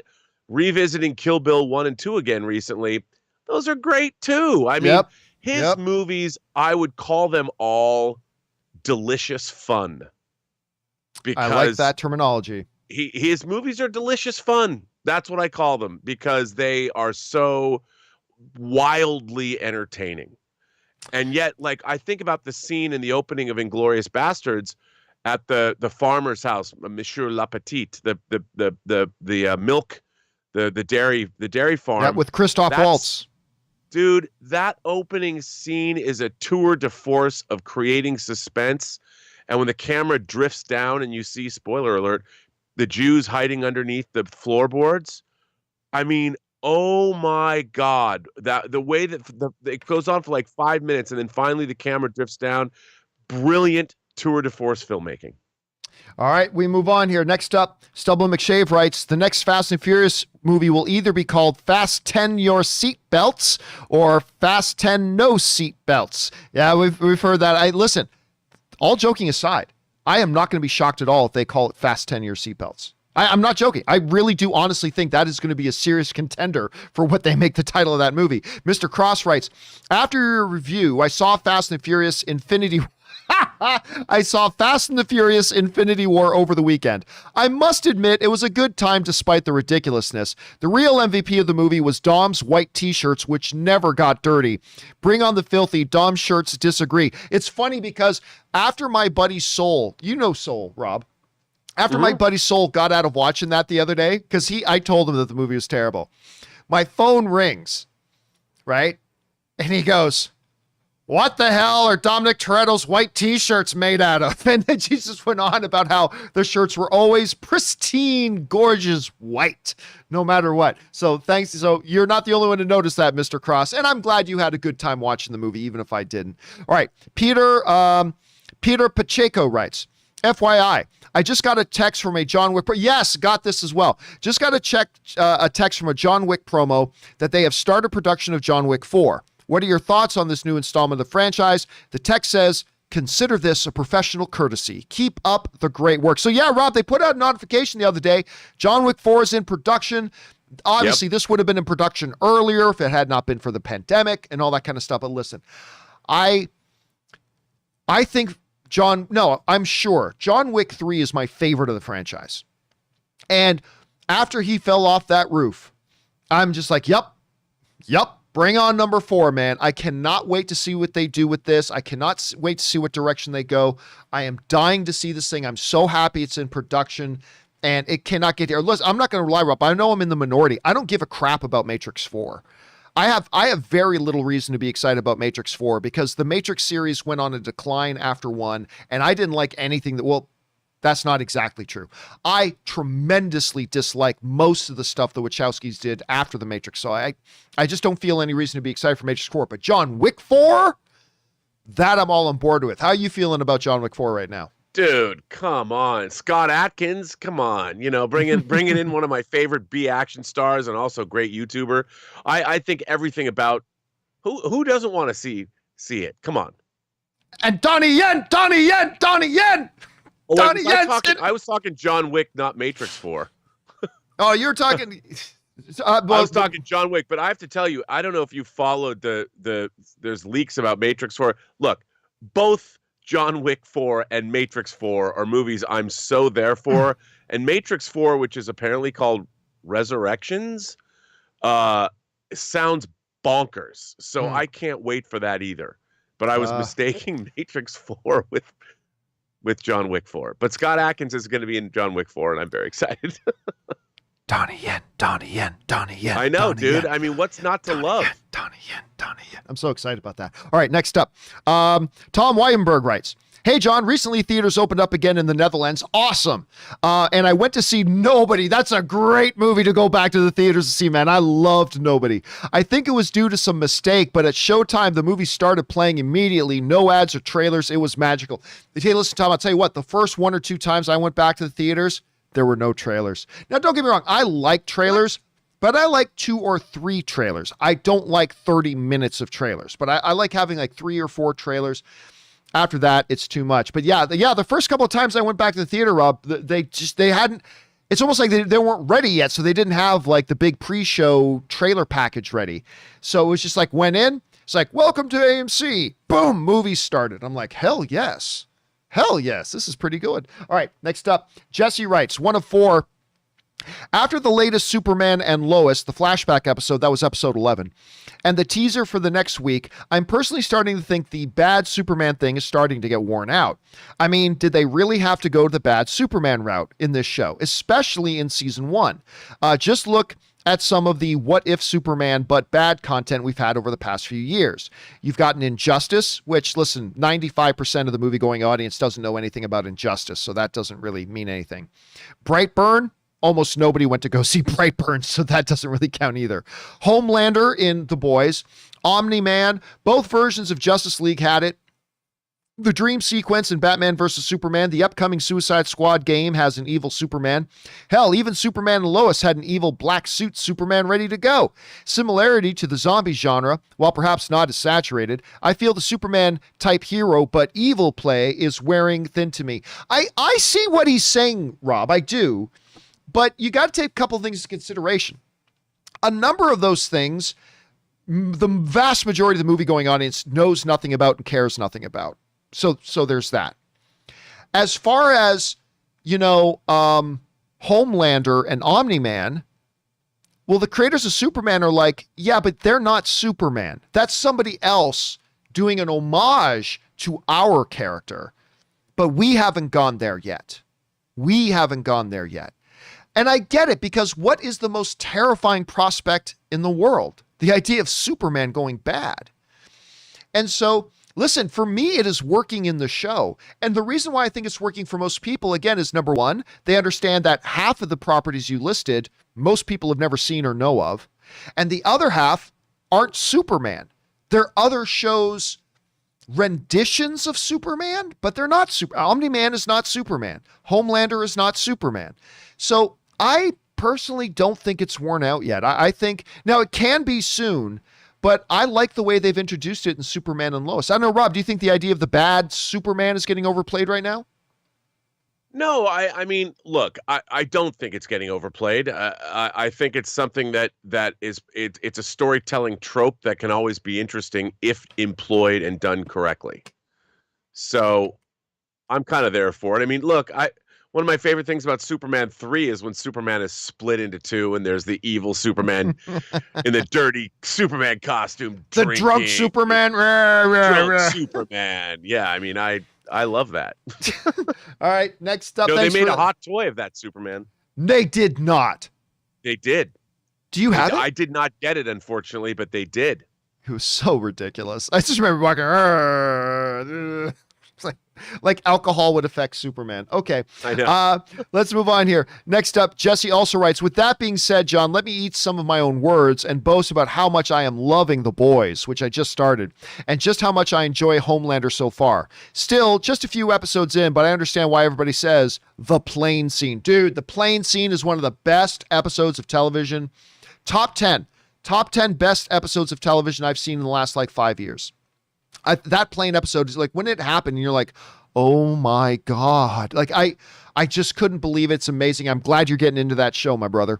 All right, next up, a man nicknamed Pooh Bear writes, happy Monday. So this obviously came in 2 days ago. Happy Monday, John and Robert. Today is the 25th anniversary of the release of The Nutty Professor with Eddie Murphy. Still one of the best movie-going experiences in my life.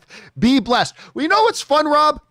I didn't love The Nutty Professor, but your favorite movie and your favorite movie going experience can be two radically different things for a lot of different reasons.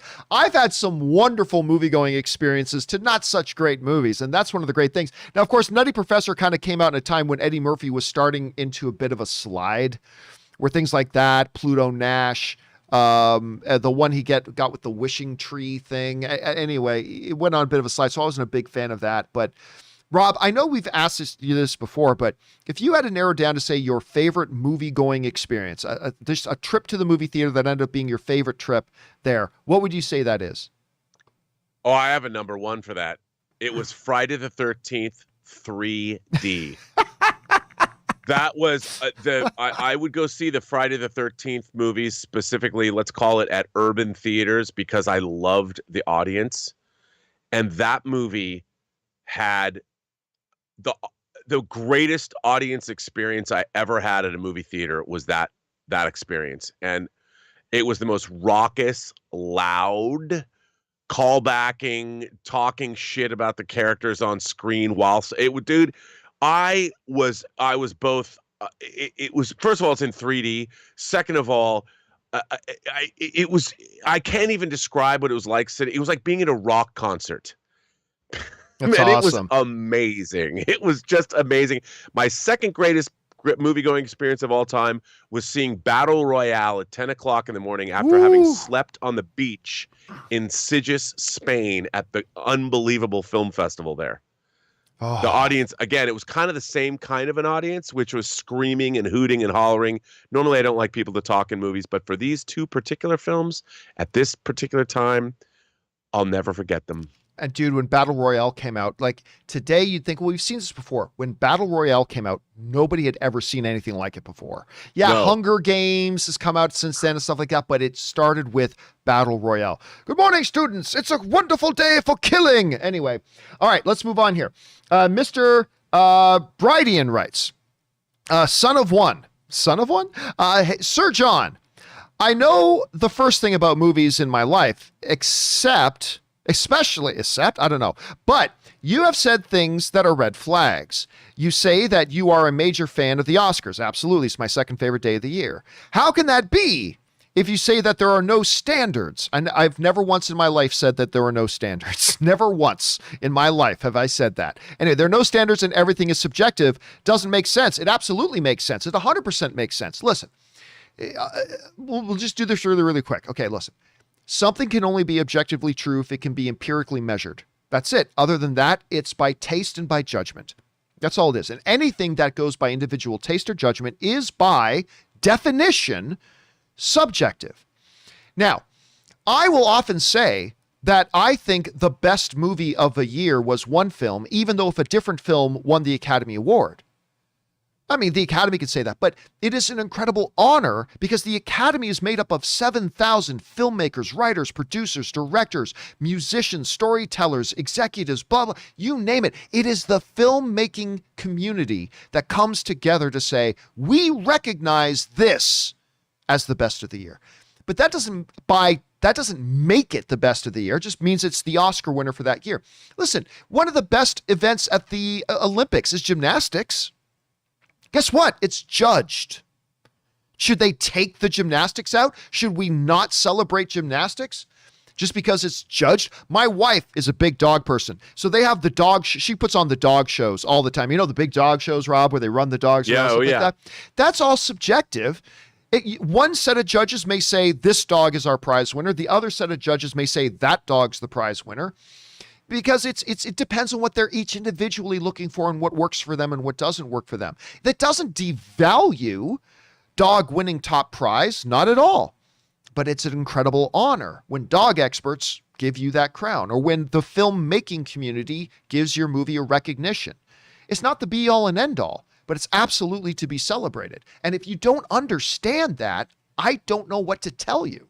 But anyway, that's to me, Mr. Bryce. So yes, it absolutely makes sense. All right, next up. Tony Rodriguez writes, one of two. So I agree that Small Soldiers is an okay movie. So Tony wrote in about Small Soldiers yesterday. So I agree that Small Soldiers is an okay movie and a reboot would work better. But as far as nobody knowing about that movie, you're wrong. Oh, no, I'm not. I'm absolutely right about that. In the US, there was a huge promotional campaign.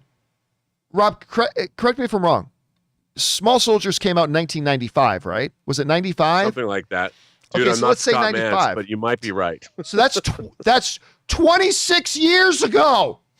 Anyway, so bravo that there was a big marketing campaign 26 years ago for a movie that nobody saw, because if I'm not mistaken, I believe I looked it up on Box Office Mojo once. It made like $50 million. So nobody saw it. And that thing was 26 years ago. Anyway, in the US, there was a huge promotional campaign, commercials, trailers, McDonald's toys, and a decently huge Kenner toy line that is going for decently high in the secondary market today. If I remember correctly, they might have shown up at one of the year's award ceremonies and had video games. They was decently big here. Early DreamWorks also. Listen, obviously, when I say nobody's heard of it, that's hyperbole. Obviously, some people are aware of it, of course. But again, you're talking about something that flopped at the box office. People didn't go see it. And that marketing campaign you're talking about was 26 years ago. So when I say that I think a reboot, especially with today's technology, a reboot of Small Soldiers would absolutely probably be the better way to go and something I could be interested in. A sequel would not, because there is not that nostalgic factor. It's not a well-known property. It is not something that has been carried over and talked about and celebrated for decades, like a Star Wars or something like that. So that's kind of what I mean by that. But so yes, it had a big marketing campaign 26 years ago, and that didn't help it because, again, if I'm remembering right, I think it made like $50 million. So that's kind of my take on it.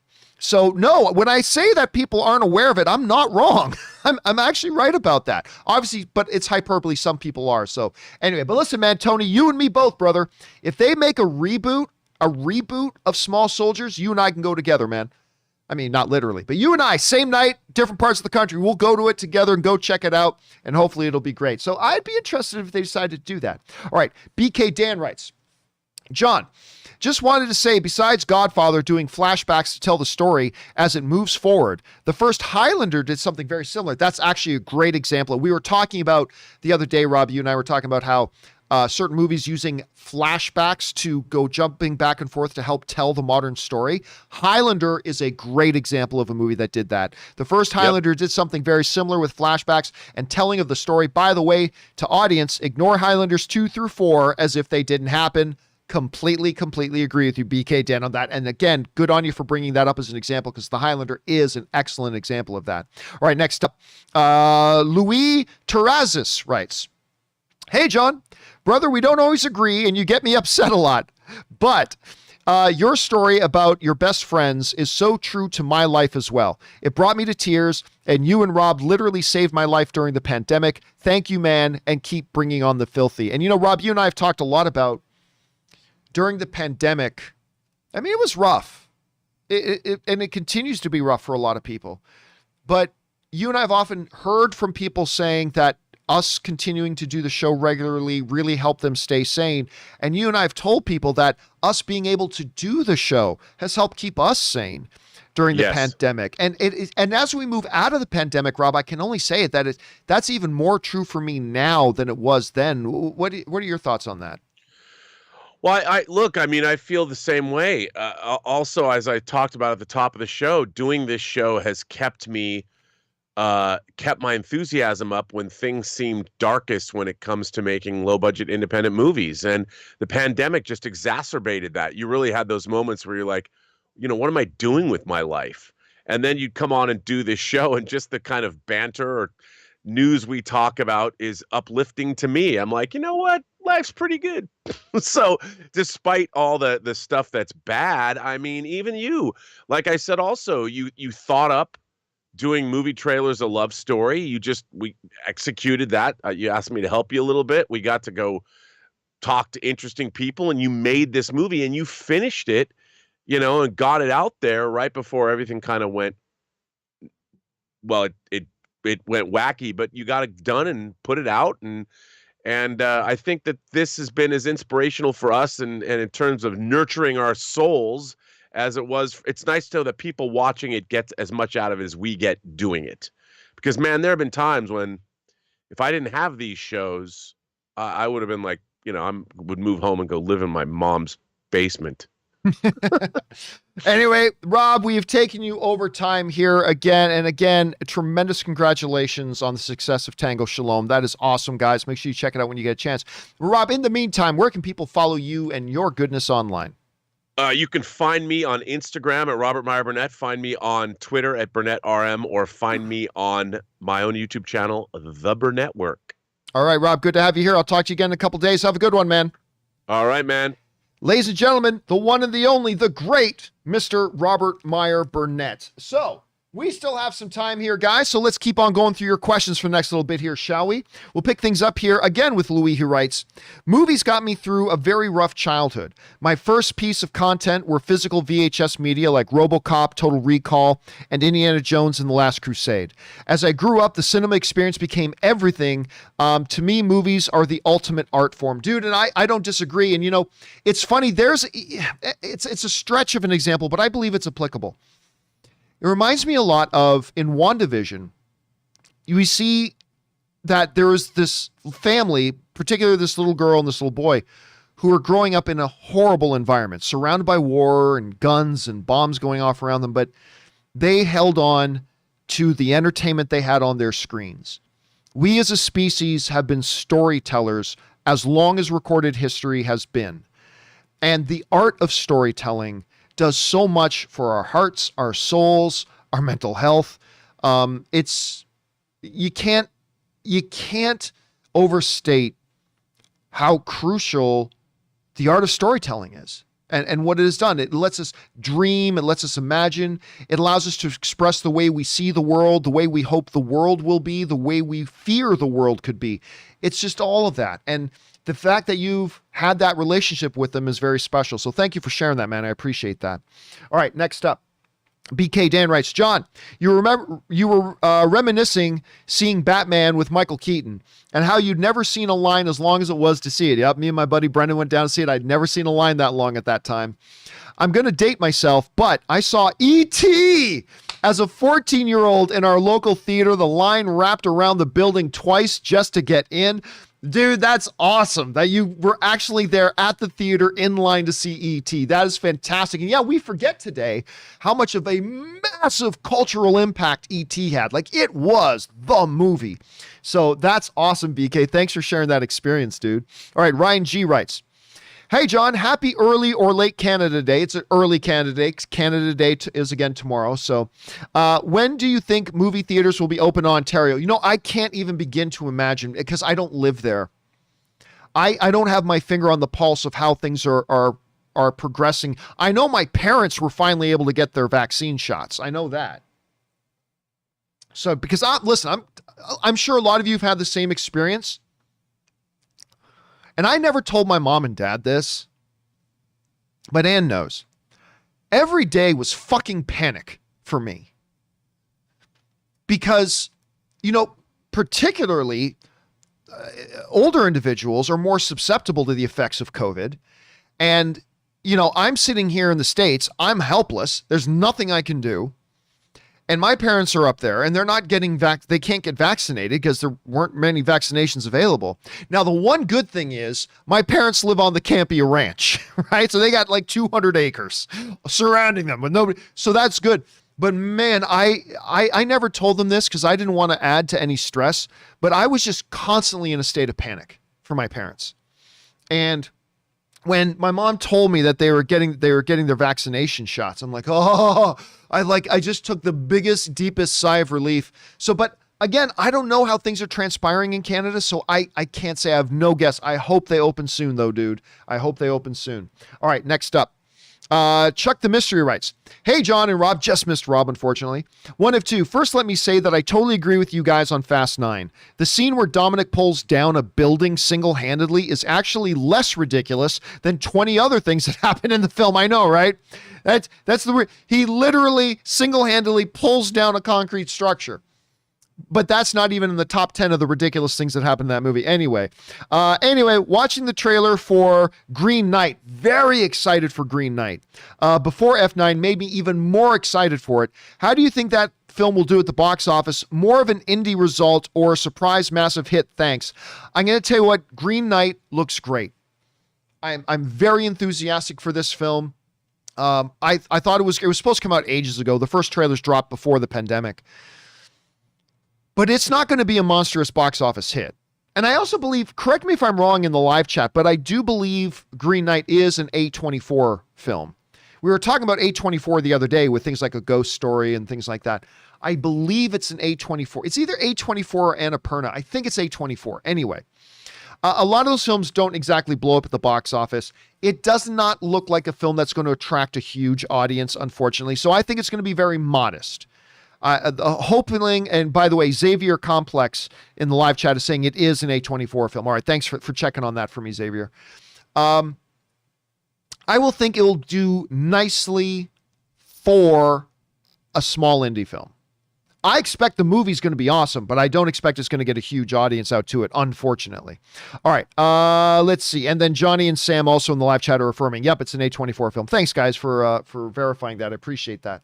All right, Willow writes, I've tried showing my mom Unforgiven, and she didn't really get it. That's film. You know, it's all subjective. It hits us all in different ways. Considering that it's a deconstruction of the genre, does a person need to have watched other Westerns and understood all of their tropes to be able to truly appreciate film? It's a great question, Willow. I'm going to say no, and here's why. Unforgiven is the movie that got me into Westerns. Like, there were a lot of the classic Westerns when, I of course have seen Fistful of Dollars, but there was a lot of classic Westerns I had not seen. I was really not into Westerns. But when Unforgiven came out, and by the way, Donaldo Martinez sends in a super chat badge in the live chat. Thank you, Donaldo. Appreciate that, man. When Unforgiven came out, I was so blown away by that movie. So blown away by it. I rewatched it again last year during the pandemic. I mean, we all took the time to rewatch a lot of movies, so I took the time to rewatch Unforgiven. To this day, Gene Hackman, so good in that movie. Morgan Freeman, obviously Clint Eastwood, won all the Academy Awards. That was the movie that got me into Westerns. So listen, it didn't work for your mom, and that's fine because all film is subjective. Not all films are going to work for everybody. But no, I don't believe you have to already be a big Western fan and already know all the Western tropes, because I didn't when I saw Unforgiven, and it made me fall in love with the genre.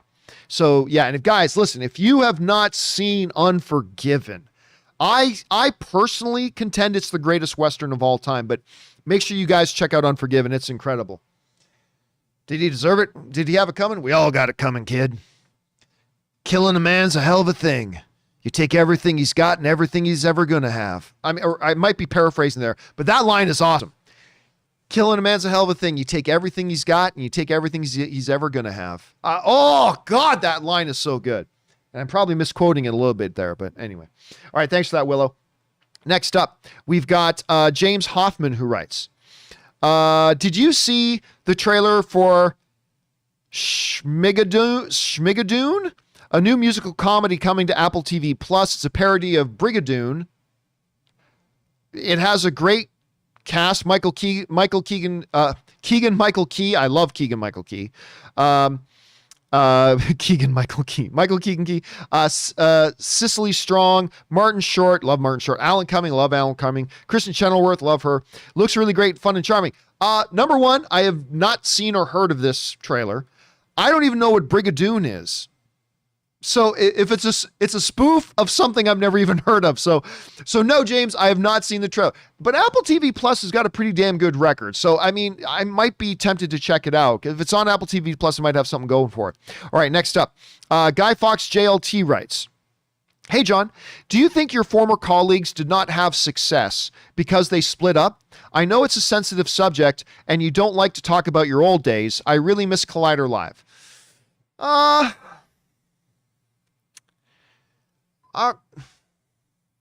How do I... give me a second. I'm just trying to decide if I should even answer the question or not. All right. Okay, let me say this. When I left Collider the first time,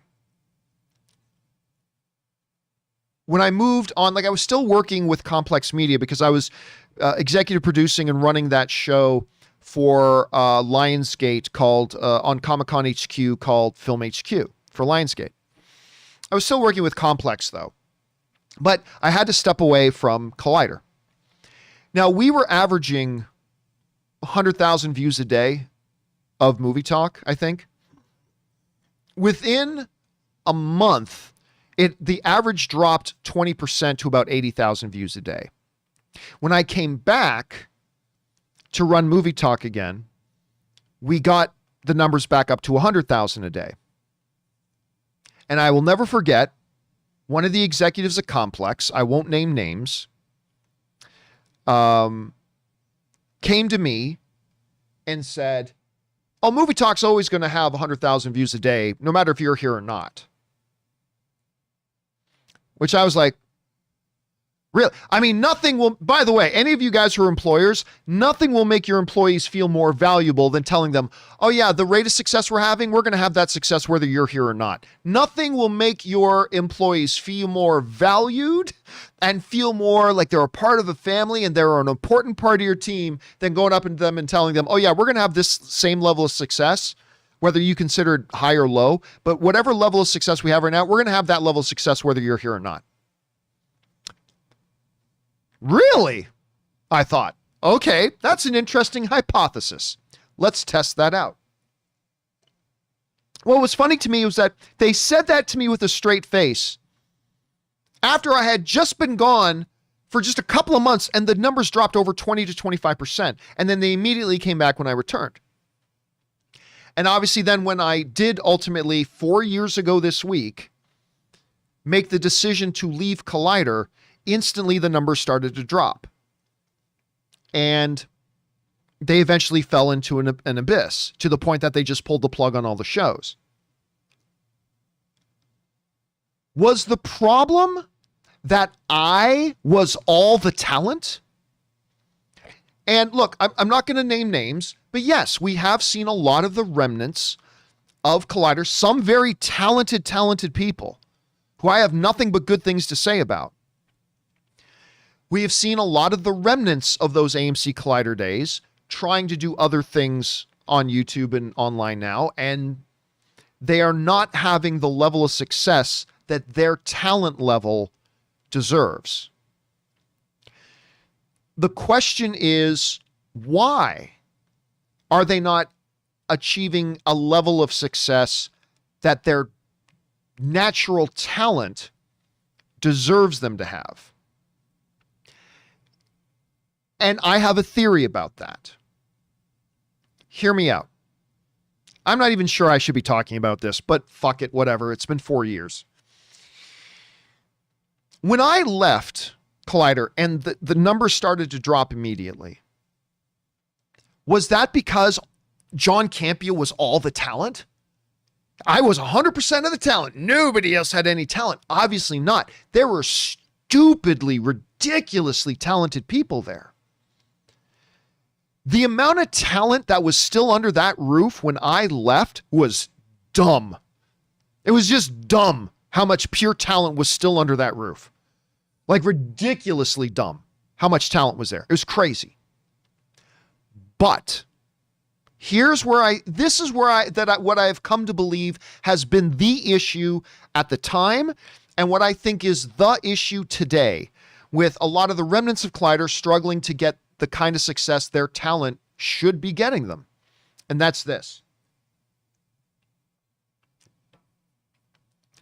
I've always been good at identifying talented people.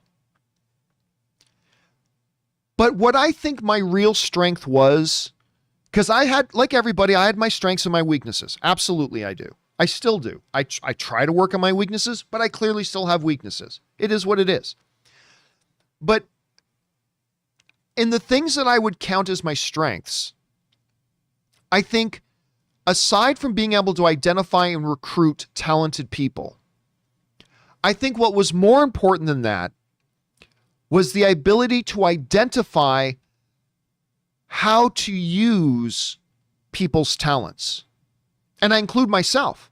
Like, I think I'm very good at evaluating what my talent is and what my talent isn't, and what things I can do that will put my particular talent in the best place to succeed. So I'm a talented, smart guy, as much as anybody, I guess.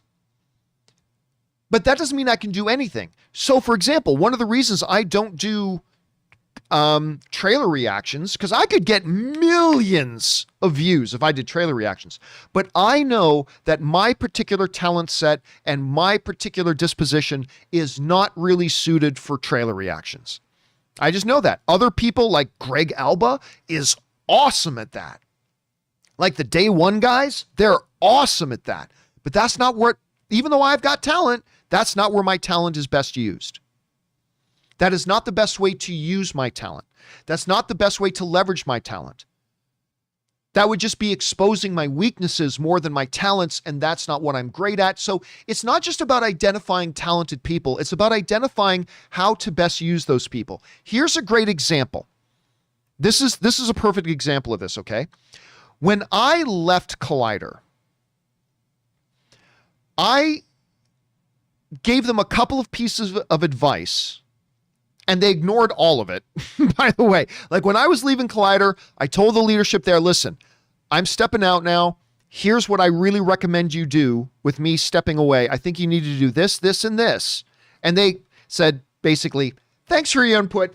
And then they threw it out the window. They paid no attention to any of my recommendations. But one of the things that I recommended when I was leaving was I felt that Perry Nemiroff should be the new host of Movie Talk. Now, the reason I felt Perry should be the new host of Movie Talk wasn't because I was necessarily saying that I thought Perry was the absolute most talented person there. That's not what I was suggesting. It's just that understanding what her strengths are and like, this might be boring a lot of you guys, but let me talk about this for a second, just the strategy of it.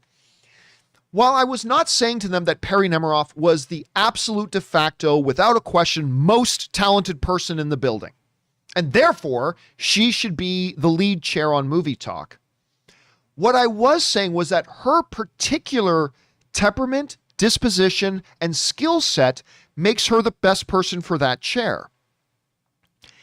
Instead, what they did was they made Mark Ellis the lead chair in Movie Talk. And I thought that was a mistake. John, you don't think Mark Ellis is talented? Oh God, he's one of the most talented guys ever to be on YouTube. Of course he's talented. He's ridiculously funny, hilarious, and you mix in with all that, the fact that he's knowledgeable too, and he's a great presenter. Oh my God, Mark Ellis is incredible. He's absolutely incredible. Well then, John, why wouldn't you say he should be the lead chair in Movie Talk? Because of this. Because the lead chair was not the chair that was going to let Mark Ellis truly leverage his insane level of talent. I thought, and I told them at the time, I thought putting Mark in that chair was going to limit him. Let's take a guy like Jerry Rice, right? Maybe the greatest receiver in all time in NFL. Well, and on most football fields, he's the most talented guy on the field. Does that mean he should be quarterback? No, if you make him quarterback, he's not going to be able to fully exploit his insane talent of being able to catch the ball, run routes, score touchdowns, make highlights, and win games for teams if you make him quarterback. You don't make Jerry Rice quarterback. That's not how you're going to limit his talent if you make him quarterback. Put him in wide receiver and watch him be one of the greatest players of all time. And I, at the time, thought that, Mark should be in the chair beside the lead chair because that's where he's going to shine. And that's where he's going to elevate your team. And he's going to be your MVP. I said, look, Ellis was going to be the MVP. He's going to be the best player on the team, but he's only going to be the best player on the team, I think, if you put a Perry in the lead chair. It's about putting your talents in the right position to succeed. They didn't listen to me. And I think as I looked at, and listen, I could be 1,000% wrong about this. I could be 1,000% wrong about this. But as I look now at the landscape of a lot of the remnants, I am one of them, a lot of the remnants of the Collider and AMC era that are out there now trying to do things on YouTube and not achieving the level of success that some of them weren't talented. I'm not going to name names. Some of them weren't talented, but a lot of them were and are out there now trying to do things and aren't achieving the level of success their talent says they should. I don't think it's a matter of talent. I just look at some of them right now and I say, they are not leveraging their talent properly. Like, this person is trying to do this, this, and this. And oh my God, that's not utilizing their insane gifts. Instead of doing A, B, and C, They should be doing C, D, and E because C, D, and E are much better suited to their gifts. And oh my God, you wouldn't believe how many times I've said to myself, oh my God, if this person, and I won't name names, was doing this instead of this, I guarantee you they would blow up. I guarantee you they would blow up. So, yeah, I don't know how I got down on this. I don't know how I went down this rabbit hole. But yeah, I just think there are a bunch of people who used to be involved with Collider that are out there trying to do stuff on YouTube. And I think they could be 100% or 1,000% more successful than they are because they've got the talent to be that successful. If they just learned how to properly use the talent that they have. And I don't know that a lot of them are putting themselves or the people around them in the positions to succeed. And that's one of the key parts of one of the key burdens and one of the key pains in the ass of leadership is not only being able to identify talent in people, but then putting them in the positions that's going to best utilize their talent. And listen, I'll tell you one story. God, I'm sorry I went down this rabbit hole. Sorry, Guy Fawkes, you got me going now on this. But here's one great example of this. And again, I'm not going to name names, but there was a person on my team years and years and years ago, back during, the Collider AMC era.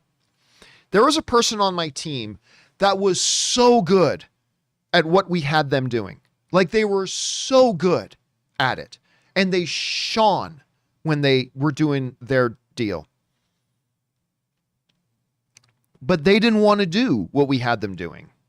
They decided after a while that they were no longer satisfied doing what they're doing. They wanted to do what somebody else on my team was doing.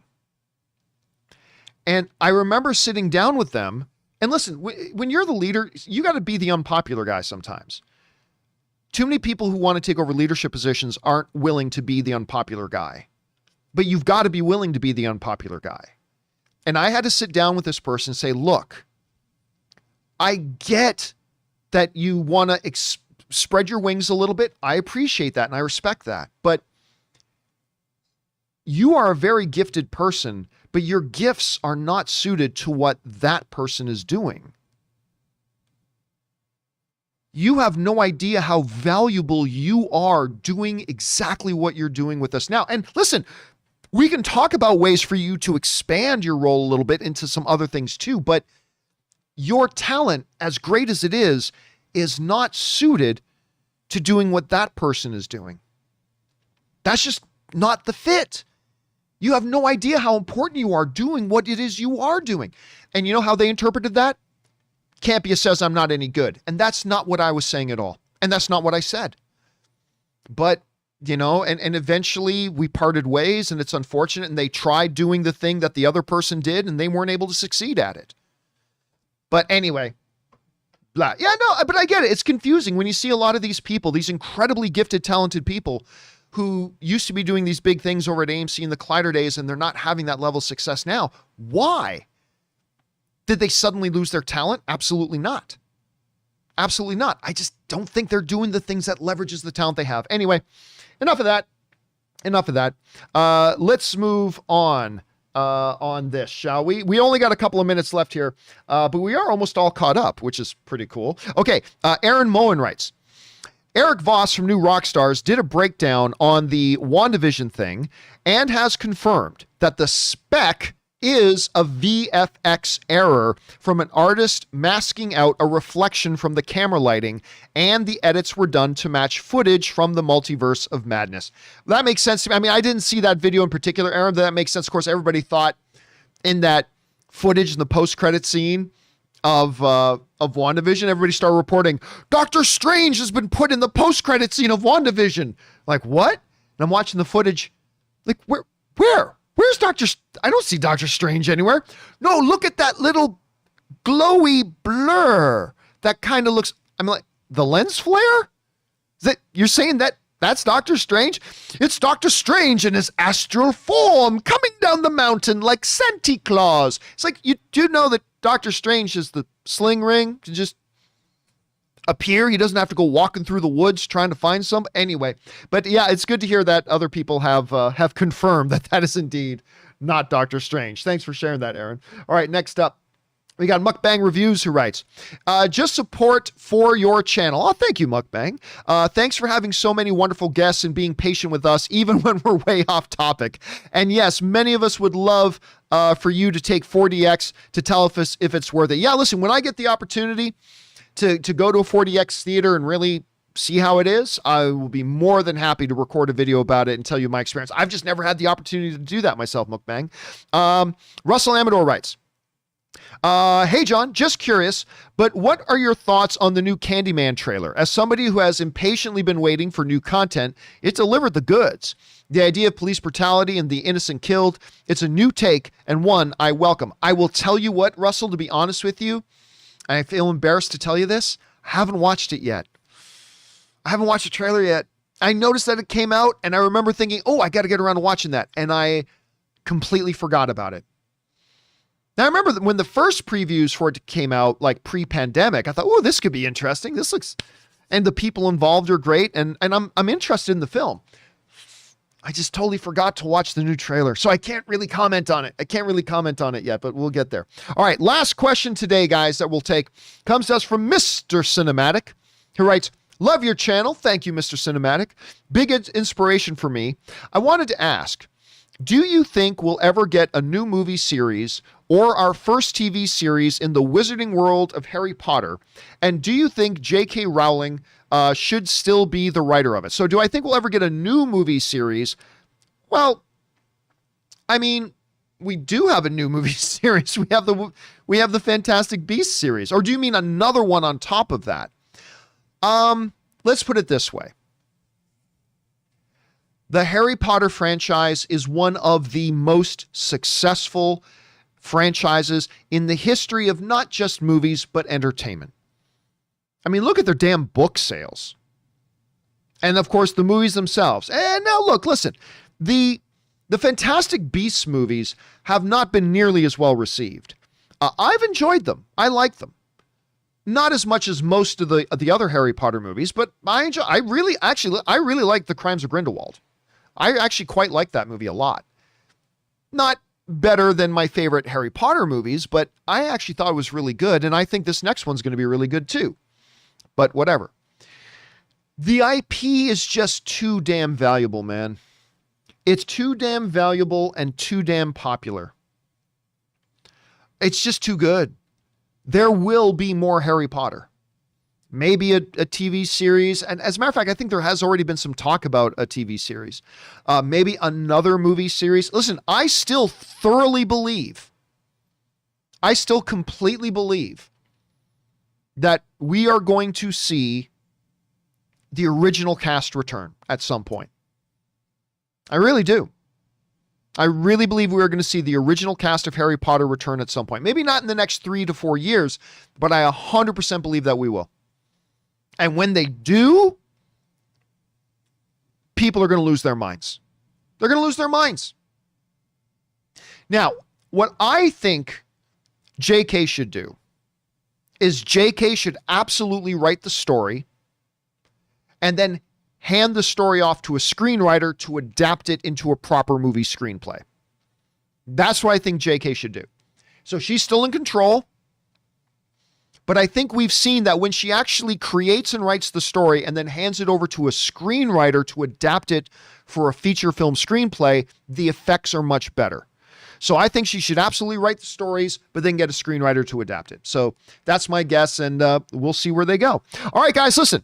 There are still questions to come, a few of them at any rate, from a variant of John Campea, Lewis Godden, BK Dan, and a couple of others.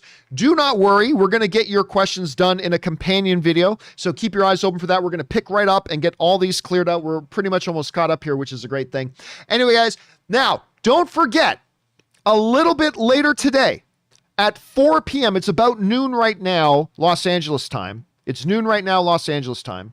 So 4 hours from now, we, of course, will have our Loki open spoiler discussion.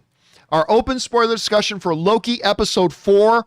Holy shit, what an episode last night. Far better than that disappointing episode that we had last week. I didn't like episode 3. Oh my God, I loved episode 4. So we're going to talk about that. Actually, the live event is already posted. You can jump in there and talk with other fans about it as well. But we will start the live stream at 4 p.m. We hope you'll come and join us for that. And then, of course, tomorrow, the next episode of the John Campea Show, and our very own Aaron Cummings is going to be here. Very excited about that. And we hope to see you guys then too. Listen, guys, thank you to all of you for making this show a part of your day. We're always aware about what a privilege it is that you join us. Thanks to Robert Meyer Burnett for bringing his glory and goodness. Special thank you to all of you guys who sent in the live comments and questions. Number one, because you gave us great fun things to talk about. Number two, you supported this channel as you did it. And all of us who are involved with the John Campea YouTube channel, thank you guys so much for that support. Okay, guys, that'll do it for me for now. My name's John Campea, and until next time, my friends, bye-bye.